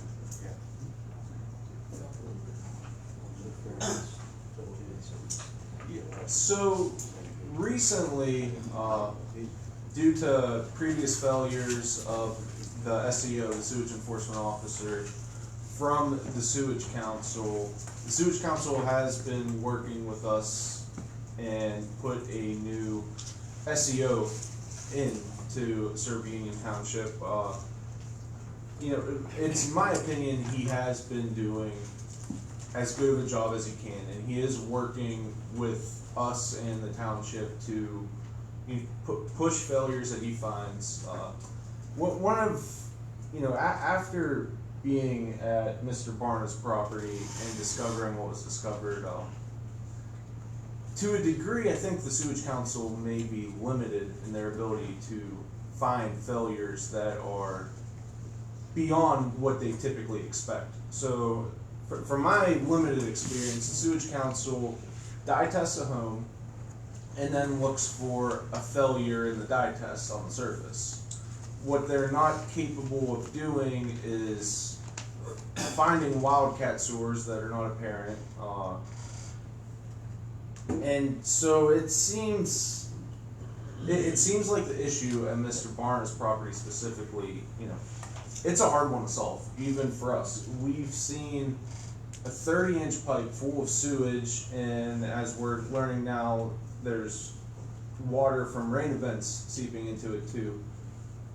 It is so full of sewage, there's no way to investigate it with traditional methods as far as putting a camera up the line or a sewage locator. We see what the problem is. We have no idea right now how far that problem goes. And the only way to really figure out how far that problem goes is to dig it up and actually see it. If we can't stick a camera in it with a locator, we don't know what's going on. So with that. And a dye test doesn't work on something that bad. Well, what I can say from our standpoint, the solicitor for the Washington Sewage Council has been very responsive. He's taken all our calls, he's gotten back to us, changes have been made, and I believe based upon the complaints and the performance, someone lost their job. So it's not like they aren't reacting to what we're saying. And I think Jamie and Sean are having the same experience. That you're getting better service. We are, I mean, we're gonna find out. What Sean spoke to, Mike Barron's worked real well with us, very well with us on the Barney issue as far as doing the best he could to get into homes, to get dye into their pipes so we could see if it was coming out or not coming out. And there were some folks that didn't want to let him in, and so on and so forth. They allowed us to do this tank specifically. That was something we wanted to make sure we had permission from the Sewage Council to put such an animal in like this tank that's collecting unknown sewage from several homes. So they worked with us on that. Now there's a complaint that just came in on a apparent sewage issue on a residence on Pleasant View. That's in their court, so let's see how that goes and see how it happens. We'll stay on top of it. But Mike Behrens has promised to us to be better than his predecessor. And some of the issues we've had before, so we'll see. Jamie, I agree, I think the service has gone better, but, I mean, we've got a real situation on Phillyville and Raymer Road. Can't they write a professional letter of the urgency to help with the permits? It's possible, we have not asked them for that, but I bet you he'd be willing to give that to us, if it will help us move things along. Yeah. Also, Ask them if they'll Jay, write something. is there any way that, is there any record when that pipe, that 36-inch pipe was put in? I mean, probably before any of us even. I would ask my grandfather, but he's passed on. Well, I was gonna say, it's so far, it's riveted, you know, it's impossible. This is what, is it possible that could have been put in when the Nike site was put in? It's possible the lunar landing was fake. I don't know. I mean, that water comes from somewhere. The flag can fall like Right? Yeah, and to Sean's point, so many of these sewage issues, we go down this rabbit trail and find things that you would never even imagine. Some of them are straightforward, some of them aren't. This was one of those ones that were very not straightforward and it's historic. And it's so historic that we don't know what to do with it. It's a mess. Will you contact them to write the letter, or Yes. should we? Yeah, no, I'll let us reach out to Mike first and say, hey, we're moving to construction on this. If you can give us a letter of support to encourage the permits through, that's the way I'll phrase it. Sean, do you think you had some alternate ideas? I'm sure you and Jamie spoke with them. One of my ideas is specifically what Terry, I brought her with me to see what a sewage issue typically looks like. What Terry and I saw on Pleasant View. So, you know, the most likely culprit is the house as close to what is a sewage issue. So, you know, that house, Terry didn't go with me, but I went with Mike Barron, the SEO, to observe the dye test and make sure it was done by the book, and the house passed. So that leaves the question, well, what is it? The house next to that it would come from is vacant. They don't have any running water. The house past that is pretty far away, and they're on a holding tank. So the question is, well, what is that? So, and that specific situation, I mean, I think the best thing we can do to protect the residents is just collect a sample, send it to a lab, figure out what it is. Is it sewage? Is it groundwater? If it is groundwater, you know, it looks different than how groundwater typically seeps out of a hill. If it's sewage, then we know, well, it's worth spending the $100 the sewage council charges us to investigate a house if the house passes, to go the next house is up until we find the issue. So with that regard, would that be something maybe coordinate with Sweat's office to make sure, because that's a new testing method, correct? I mean, that's something we've not done before, take lab analysis. So maybe that's something, if that's considered, to talk with Sweat's office. To Sean's point, it just would give us a stronger indication as to whether it's sewage or groundwater. And the trouble is, even groundwater gets contaminated with this cold form of fecal matter because it runs through leach fields. So, you know, it could help us be confident that it's sewage, or vice versa, be confident that it's groundwater if it's clear. But again, to speak to the rabbit trail a little bit more, if you remember Mingo Circle, it was the Williams residence that we were worried about for the longest time, because that's where the sewage was. But it was a house down. It was the Curry residence. And the process we had to go through there was testing each house with a different color and figure out which color came out where. We ended up testing, I think, five or six houses maybe along that street, and we found which one came out. So this one is already headed down the same direction. The house that looks like it isn't. You know, the next thing is, and I don't know enough about this yet, but if there's a holding tank that's 2 houses down, I'd like to have that holding tank pumped and inspected, because a lot of folks with holding tanks get the bright idea to put a little overflow in it. Not saying they have one, I don't know that, but I've seen it before. So, all that to say, this, the SEO's enforcement duties are not as straightforward as we wish they would be. Sometimes they are, sometimes they aren't. But I think we've been establishing a pretty good working relationship with Mike Barron's right now. Well, the law of the sewage facilities law is that we have an absolute obligation to investigate and determine sewage, improper flow of sewage. So if that means sending it to a laboratory, you have to. If it means a dye test, if it means sending a backhoe out to dig up, you have to do that. So you don't need to make motions to do that. Okay, so Sean, that's your answer. Okay, well, thank you very much. Thanks everyone for the hard work on Finley El Remo Road. Thank you for your patience. We appreciate it. It's terrible. We'll try to do what we can here quickly. Okay, moving on to item 4, discuss section 1547. Oops, did I skip one?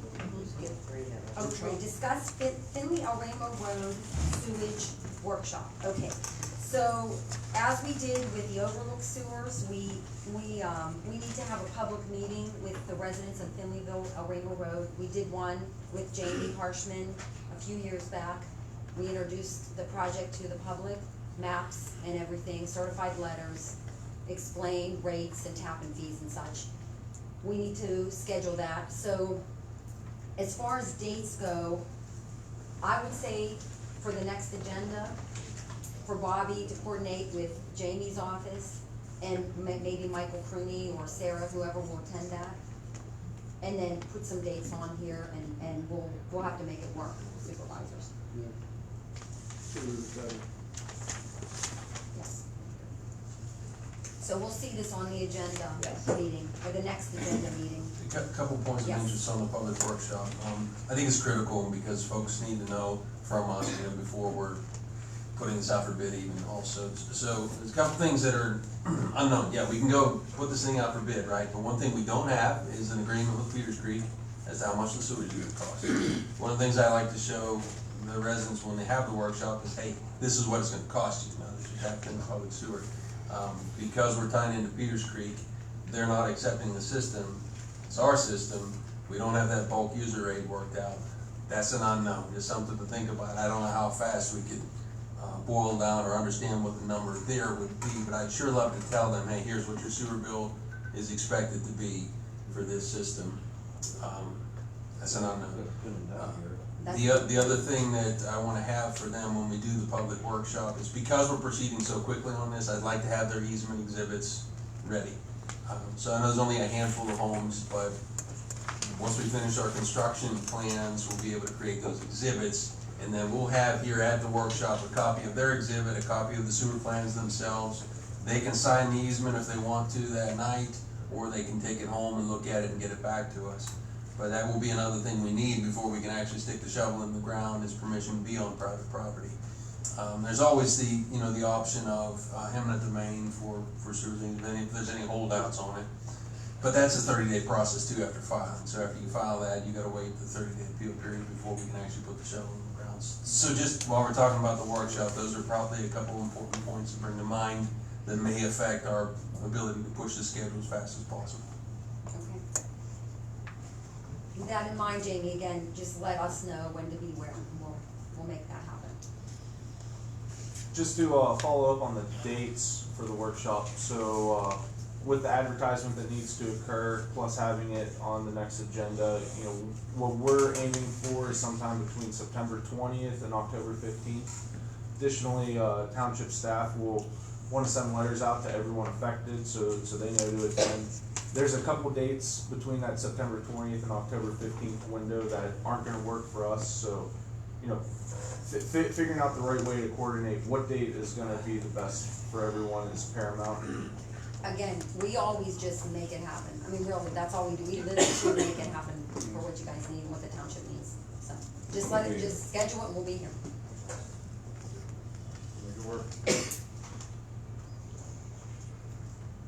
Okay, and that'll be on the next agenda, and you guys will fine tune dates, right? Are we all on the same page? Yes. Okay, item 4, discuss section 1547 of the second class township code as it pertains to public rewards for information specifically relating to drug-related activity in Union Township. So in our second-class township book, I'll read this section, it's 1547, under public rewards. The Board of Supervisors may offer rewards for information leading to the arrest and conviction of persons who commit capital or other crimes within the township, or for the violation of any township ordinance. So, naturally, as it's written on this agenda, what I'm proposing has nothing to do with township ordinances, and specific crimes are drug-related crimes. I know myself, and I'd like the board to open discussion on this, I hear a lot of rumors of drug activity in the township. I have for years. I know other supervisors have. We're limited in what we can do, obviously. We are just, non-paid service of the township. And we do have a police department, they're wonderful. It's not a full-time police department like we once had that investigates crime and follows through with detectives. We are lacking that, and we've been lacking that for many, many years here, and I do think that there's been infiltration of that type of activity, and I think it's pervasive in our township. And this is something carved out in our second-class township code that is something that can be used to benefit the public if it's used wisely and correctly. So I would like everybody's opinion, including Solicitor Sweat. My thoughts are, I personally wouldn't recommend any of this touch any one of the Board of Supervisors. What I'm looking for is an agency, maybe at the county level, a drug task force agency or the district attorney's office, to possibly field calls or tips from residents who, have concerns and are concerned about who they tell, and they have an avenue to report any type of this activity.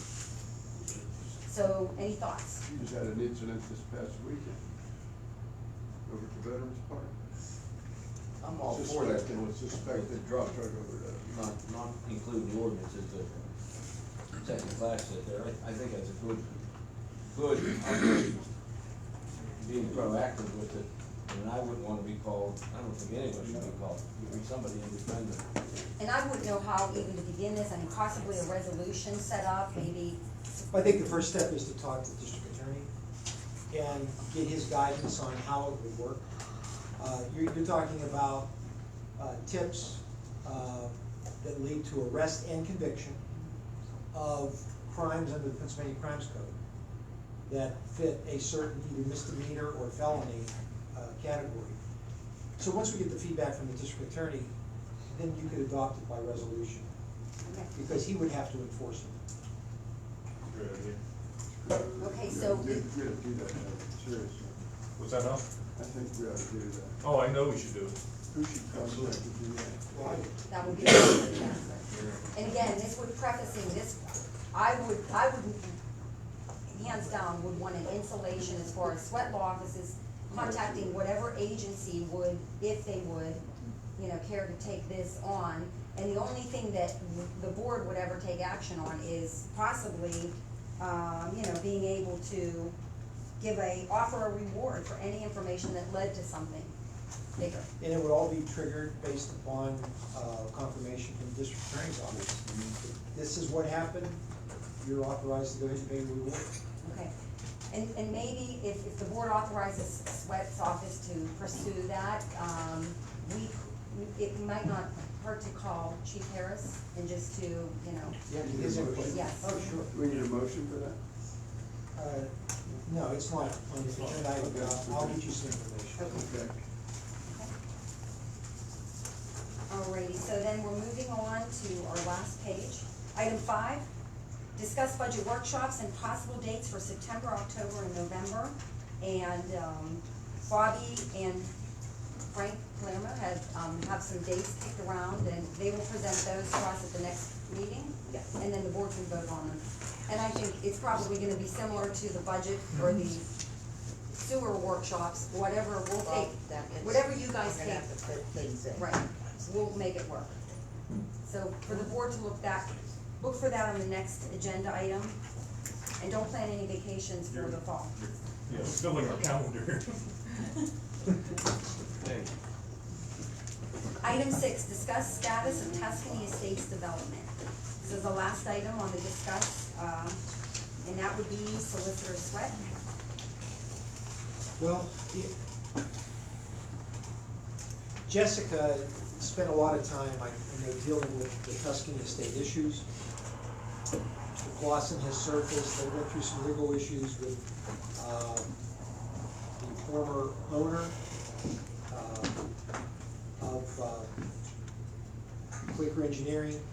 Apparently it was a brother and a sister, and they were in law games. They got a court order where Clausen and his wife, who is the sister of Earl Daniels, and he was the president of Quaker, now took over. And it looked like initially that they were going to be cooperative and they wanted to get things done. And you know, they said, you know, the outstanding citations and fines right now are the fault of Earl's. And we said, well, if you could bring things into compliance and deal with all these different issues and complaints, then I think the township would be willing to work with you on that fine. I think it's in excess of $40,000. And we have, I mean, we have convictions in that amount. We just haven't done anything with it, thinking that Mr. Clausen and his wife were going to be real proactive. That hasn't happened. We just get a lot of shadow boxing, an email, schedules a meeting, doesn't show up, gets mad because we thought we were late. I mean, it's just, you know, a series of comedy of errors. Most recently, well, this was in April, he asked for all the historical documents. And Jamie's office was able to put together the documents, and he asked for them in a right-to-know request. I gave him those documents.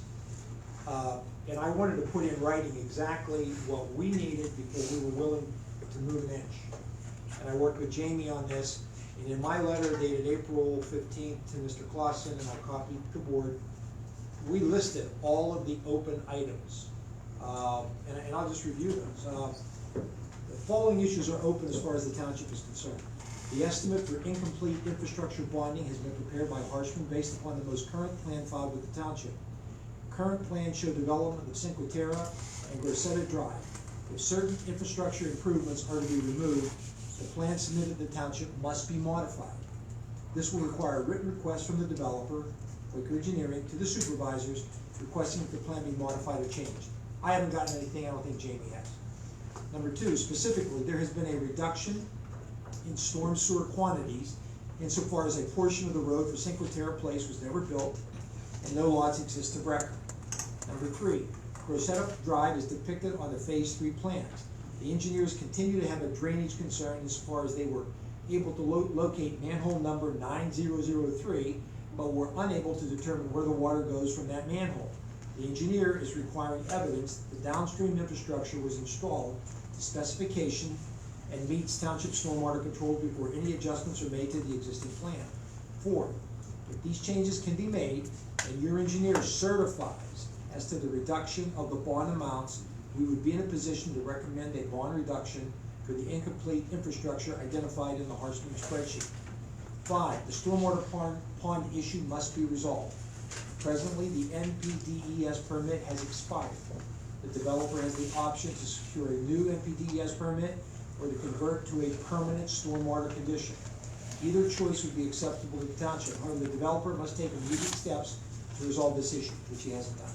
I know that you have indicated you are negotiating the sale of the balance of the unapproved portion of Tuscany Estates to Miranda Homes, and that they would be responsible for the stormwater pond and related issues.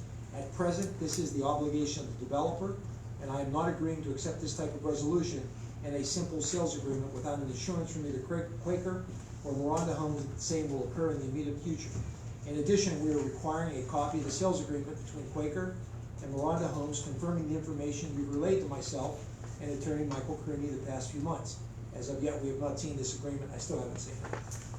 At present, the incomplete infrastructure bonding recommendation for phases 1 through 5 is $201,316. I will need you to have your engineer redline and revise the itemization with the appropriate certification. The current bond is approximately $138,000 and is effective through June 28, 2021, and I know we've asked that that be extended. Number 7, as you know, the township has a judgment against Quaker, which is a lien on the property for approximately $40,000. With each day that passes, you continue to be in violation of stormwater pond and permitting. I will only deal with the discussion of compromising the judgment after the above items have been resolved. I am not prepared to make a recommendation to the Board of Supervisors on how this judgment is to be handled going forward until you respond. Once again, we haven't gotten any response. We're So back to I think we just instruct code enforcement to continue studying. Well, there is a subdivision revision, but that's Miranda.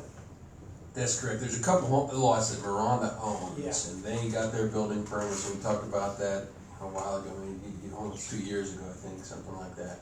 That we didn't want to hold those up for any particular reason. And they're townhomes, and it made sense at the time, because that doesn't affect Clausen at all, or Tuscany at all. And I don't really think we had any right for any leverage against Miranda, since those lots were already sold. Okay, well, Did thank they you ever for get that. their swimming pool opened back up there? Yeah. Oh, they did? No, It's a wait. No, no. My parents live up there, no. they put it in though, didn't they? It's put in, it has, for 2, maybe 3 years now, but it's not, they are not open, allowed to I use didn't it. know, I know It Pete Guido still said goes back with the clubhouse still isn't um, open either? no, Wow. Gary, we had initiated calling the bond once upon a time, and the bond company was having discussion with us back and forth about it. Is that worth opening that can up again, to call the bond, to complete the infrastructure, to take over the roads? I think we do everything. We've given Mr. Clausen a dozen chances to work with us. And before, Mr. And before, Danza. yeah. So I think enough's enough. Call it.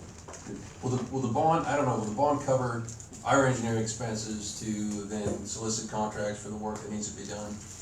That might be We need to the get in first. touch with the bond underwriter, Right. just to see what do they want, what do we have to produce for them to release that. Okay, I'll reach out to them again, make that contact, and possibly at the next meeting, if the board wants to direct us to call the bond, do that. Bobby, would you jot that down as a note for the next agenda? Okay, thank you for your hard work on that, Gary. I know we don't say that enough to you, but a lot of expense, but a lot of work going into everything here. Okay, so item F, the bill pay list. Approved denied payroll dated August 6, 2021 in the amount of $9,067.65. This payroll consists of 1 administration, 1 LGA intern, 2 road crew, 1 tax collector, and 1 roadmaster. I'd like to make a motion to approve. I'll second the motion to approve $9,067.65. Mr. Trax, Yes. Mr. Eskin, Yes. Mr. Lawson, Yes. Mr. Browning, Abstain. Ms. Deb. Yes. Item number 2, approved denied bill pay list for the general account in the amount of $256,766.56.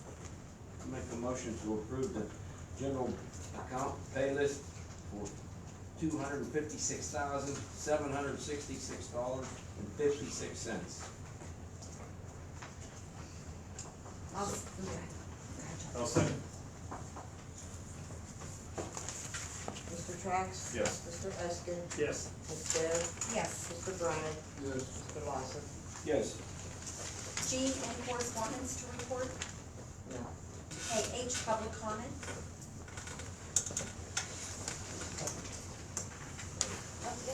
But I didn't sign in, can I sign? Absolutely, Okay, sure. thank you.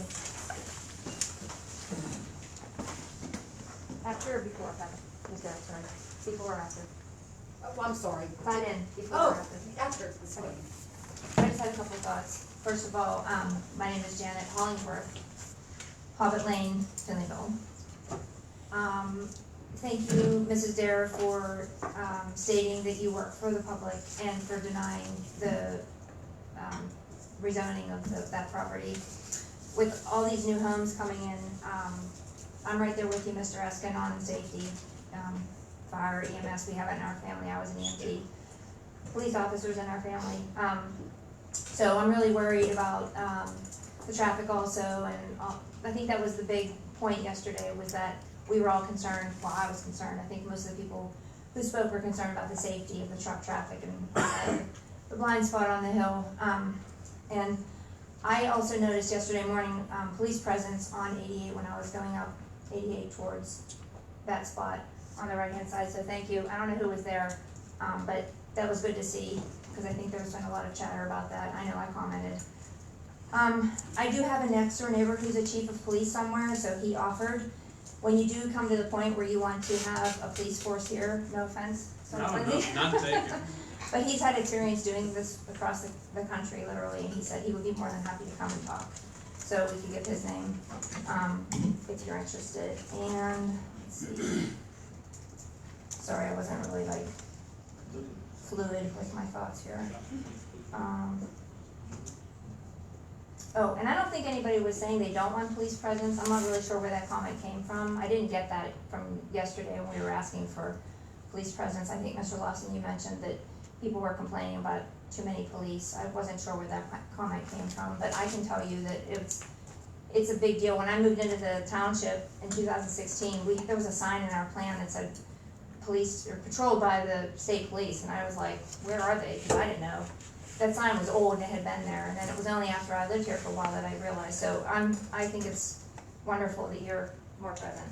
So, thank you. Thank you very much. Thank you. Any other public comments? Absolutely.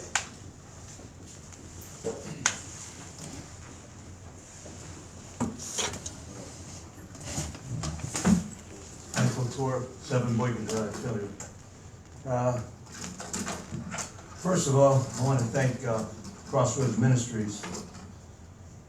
We've had crews up there since June, and Pastor Ken has donated his facility for this cruise, which, if anybody's been there Tuesday nights, Hal's been involved in it. It benefits the youth of Union Township and the youth around. That's what the proceeds go to. And he's been generous to support a cruise September 7th, which is the final cruise up there, which is going to improve the efforts that I've been involved with Horses for Hope. And a lot of businesses and residents, and I've got a lot of response for the giveaways, and it's a big event, and I just feel real committed to it, and hope it comes over. And I appreciate Pastor Ken for giving us the opportunity to use this facility. The other comment I wanted to make is one of the items that real dear to my heart was the fact that now, after 25 years, that the Veterans Park is going to get fixed. It could have been done a long time ago at no cost to the township, but going back to the present, past boards turned it down. And now it's going to get done, and that's something that really in dire need to be had for a long time. And it's just the beginning of what this township needs to move forward. You want to grow a township, you got to make facilities for youth. Parks is what's needed. And maybe with some of these new developers coming in, you can reach out to them, donate money like other townships do, to facilitate your parks and recreation. So that's all I have right now. And now time to crush the negativity and move forward. That's all. That's what I have to say. Thank you. Thanks, Frank. Bobby, if you remember when he's workshop, September 7th, Hal's the cook up there, Burns there, cooks the food, so he won't be, he'll be wanting to work up there. The workshops aren't September 7th. I'll make you another burn off. It'll be on 2 minutes. Michelle Dupree again. When you were saying about the extra police protection, totally for it as well. I actually listening to you guys talking about McShane Road. I actually don't travel that road very much, but last Saturday I took that road because of the fresh chip and seal on Route 88, so I came that way.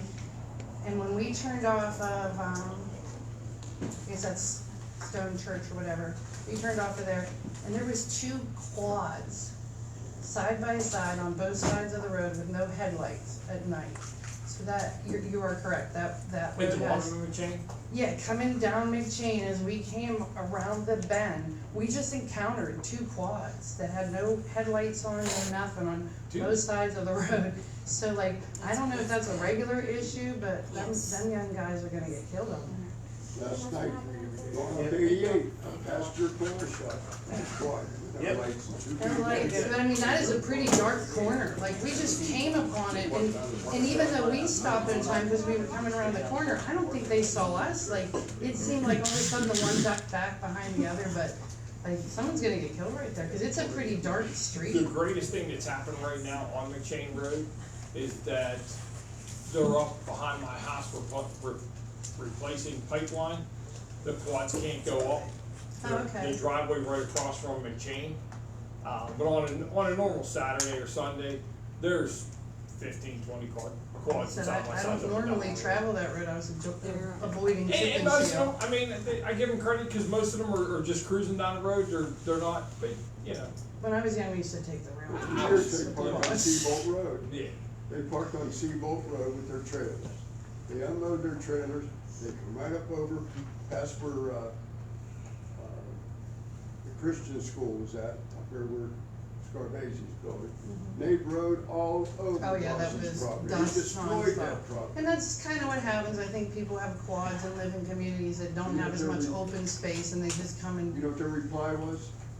When we'd arrest them, I was in the game commission at the time, we'd arrest them for riding my posted property. And they'd say, I got $4,000 invested in that quad, where do you expect me to ride? That's the reply.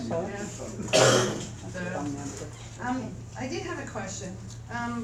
Is there you said that, is there another, unrestricted account other than the one that we're, cause I'm confused, cause you had said that your report, there was 3.5 million in unrestricted on July 31st. So the bill pay starts on the 5th, and there's 2.395,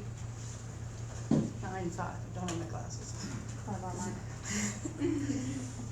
There are multiple unrestricted accounts. And that's what I was Yes. asking, I was just trying to keep track, and that's fine, I'm not like doing any kind of judgment thing, I just thought That's maybe the you made a operating mistake or account. something, so. That's the operating account, that is the de facto bill pay account. Okay, so there's other non-restricted accounts, okay, I just was confused by I wasn't gonna where make did $1.5 million 1.4 go in a matter of 4 days. Yeah. Alright, thank you.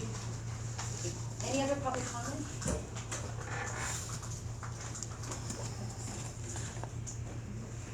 Kevin Dare, 6187 Route 88, Illegal PA. I too would like to thank the board and also the professionals in recognizing that the more police presence we have in Union Township, the safer the community is gonna be.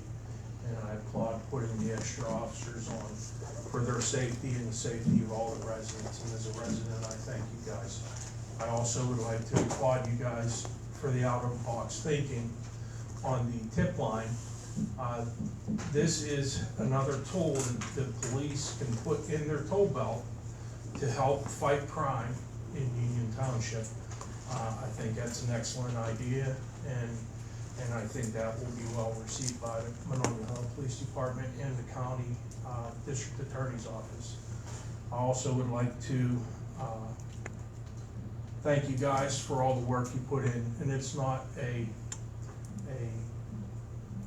good job to do, but all the sewage projects, it's a dirty job. And Jamie and Sean and the board, I know a lot of the board members go out and look at these jobs. You guys are affecting people's lives positively by putting these infrastructure in and changing these people's lives for the better. It's long overdue, and keep doing what you're doing, because you're affecting people in Union Township in a positive way. Thank you. Okay, any other comments before we adjourn? Okay, I'd like to make a motion, oops, sorry. I'd like to thank the Horseman Group for getting the bids for Barner's property and getting involved in it and getting it done. It was a real quick job. Appreciate that. Again, same to the professionals, we don't thank you all enough in our office, thank you. It's a hard place to work, it really is, there's a lot going on here. One other thing I got, the speed sign that's on McShane Road, would like to take it and move it over to Brownsville Road Extension. Guys got any ideas where to put it at? But in first, was talking to Sean, we have to apply for a PRD? I believe you need an HOP for it. Okay, I was just gonna ask you if that's, Those signs are considered traffic calming devices, so they impact traffic. I think PennDOT would wanna be aware of that. Jamie, you might have more specific experience on the sign I don't. You know, on the state road. Yeah, on the state route, we definitely wanna reach out to PennDOT, get their permission first. If it's located out of the right of way or in the right of way, that will make a difference. But either way, we need to reach out to them. If it's out of the right of way, it would be on private property with permission, private property. If it's in the right of way, then we need the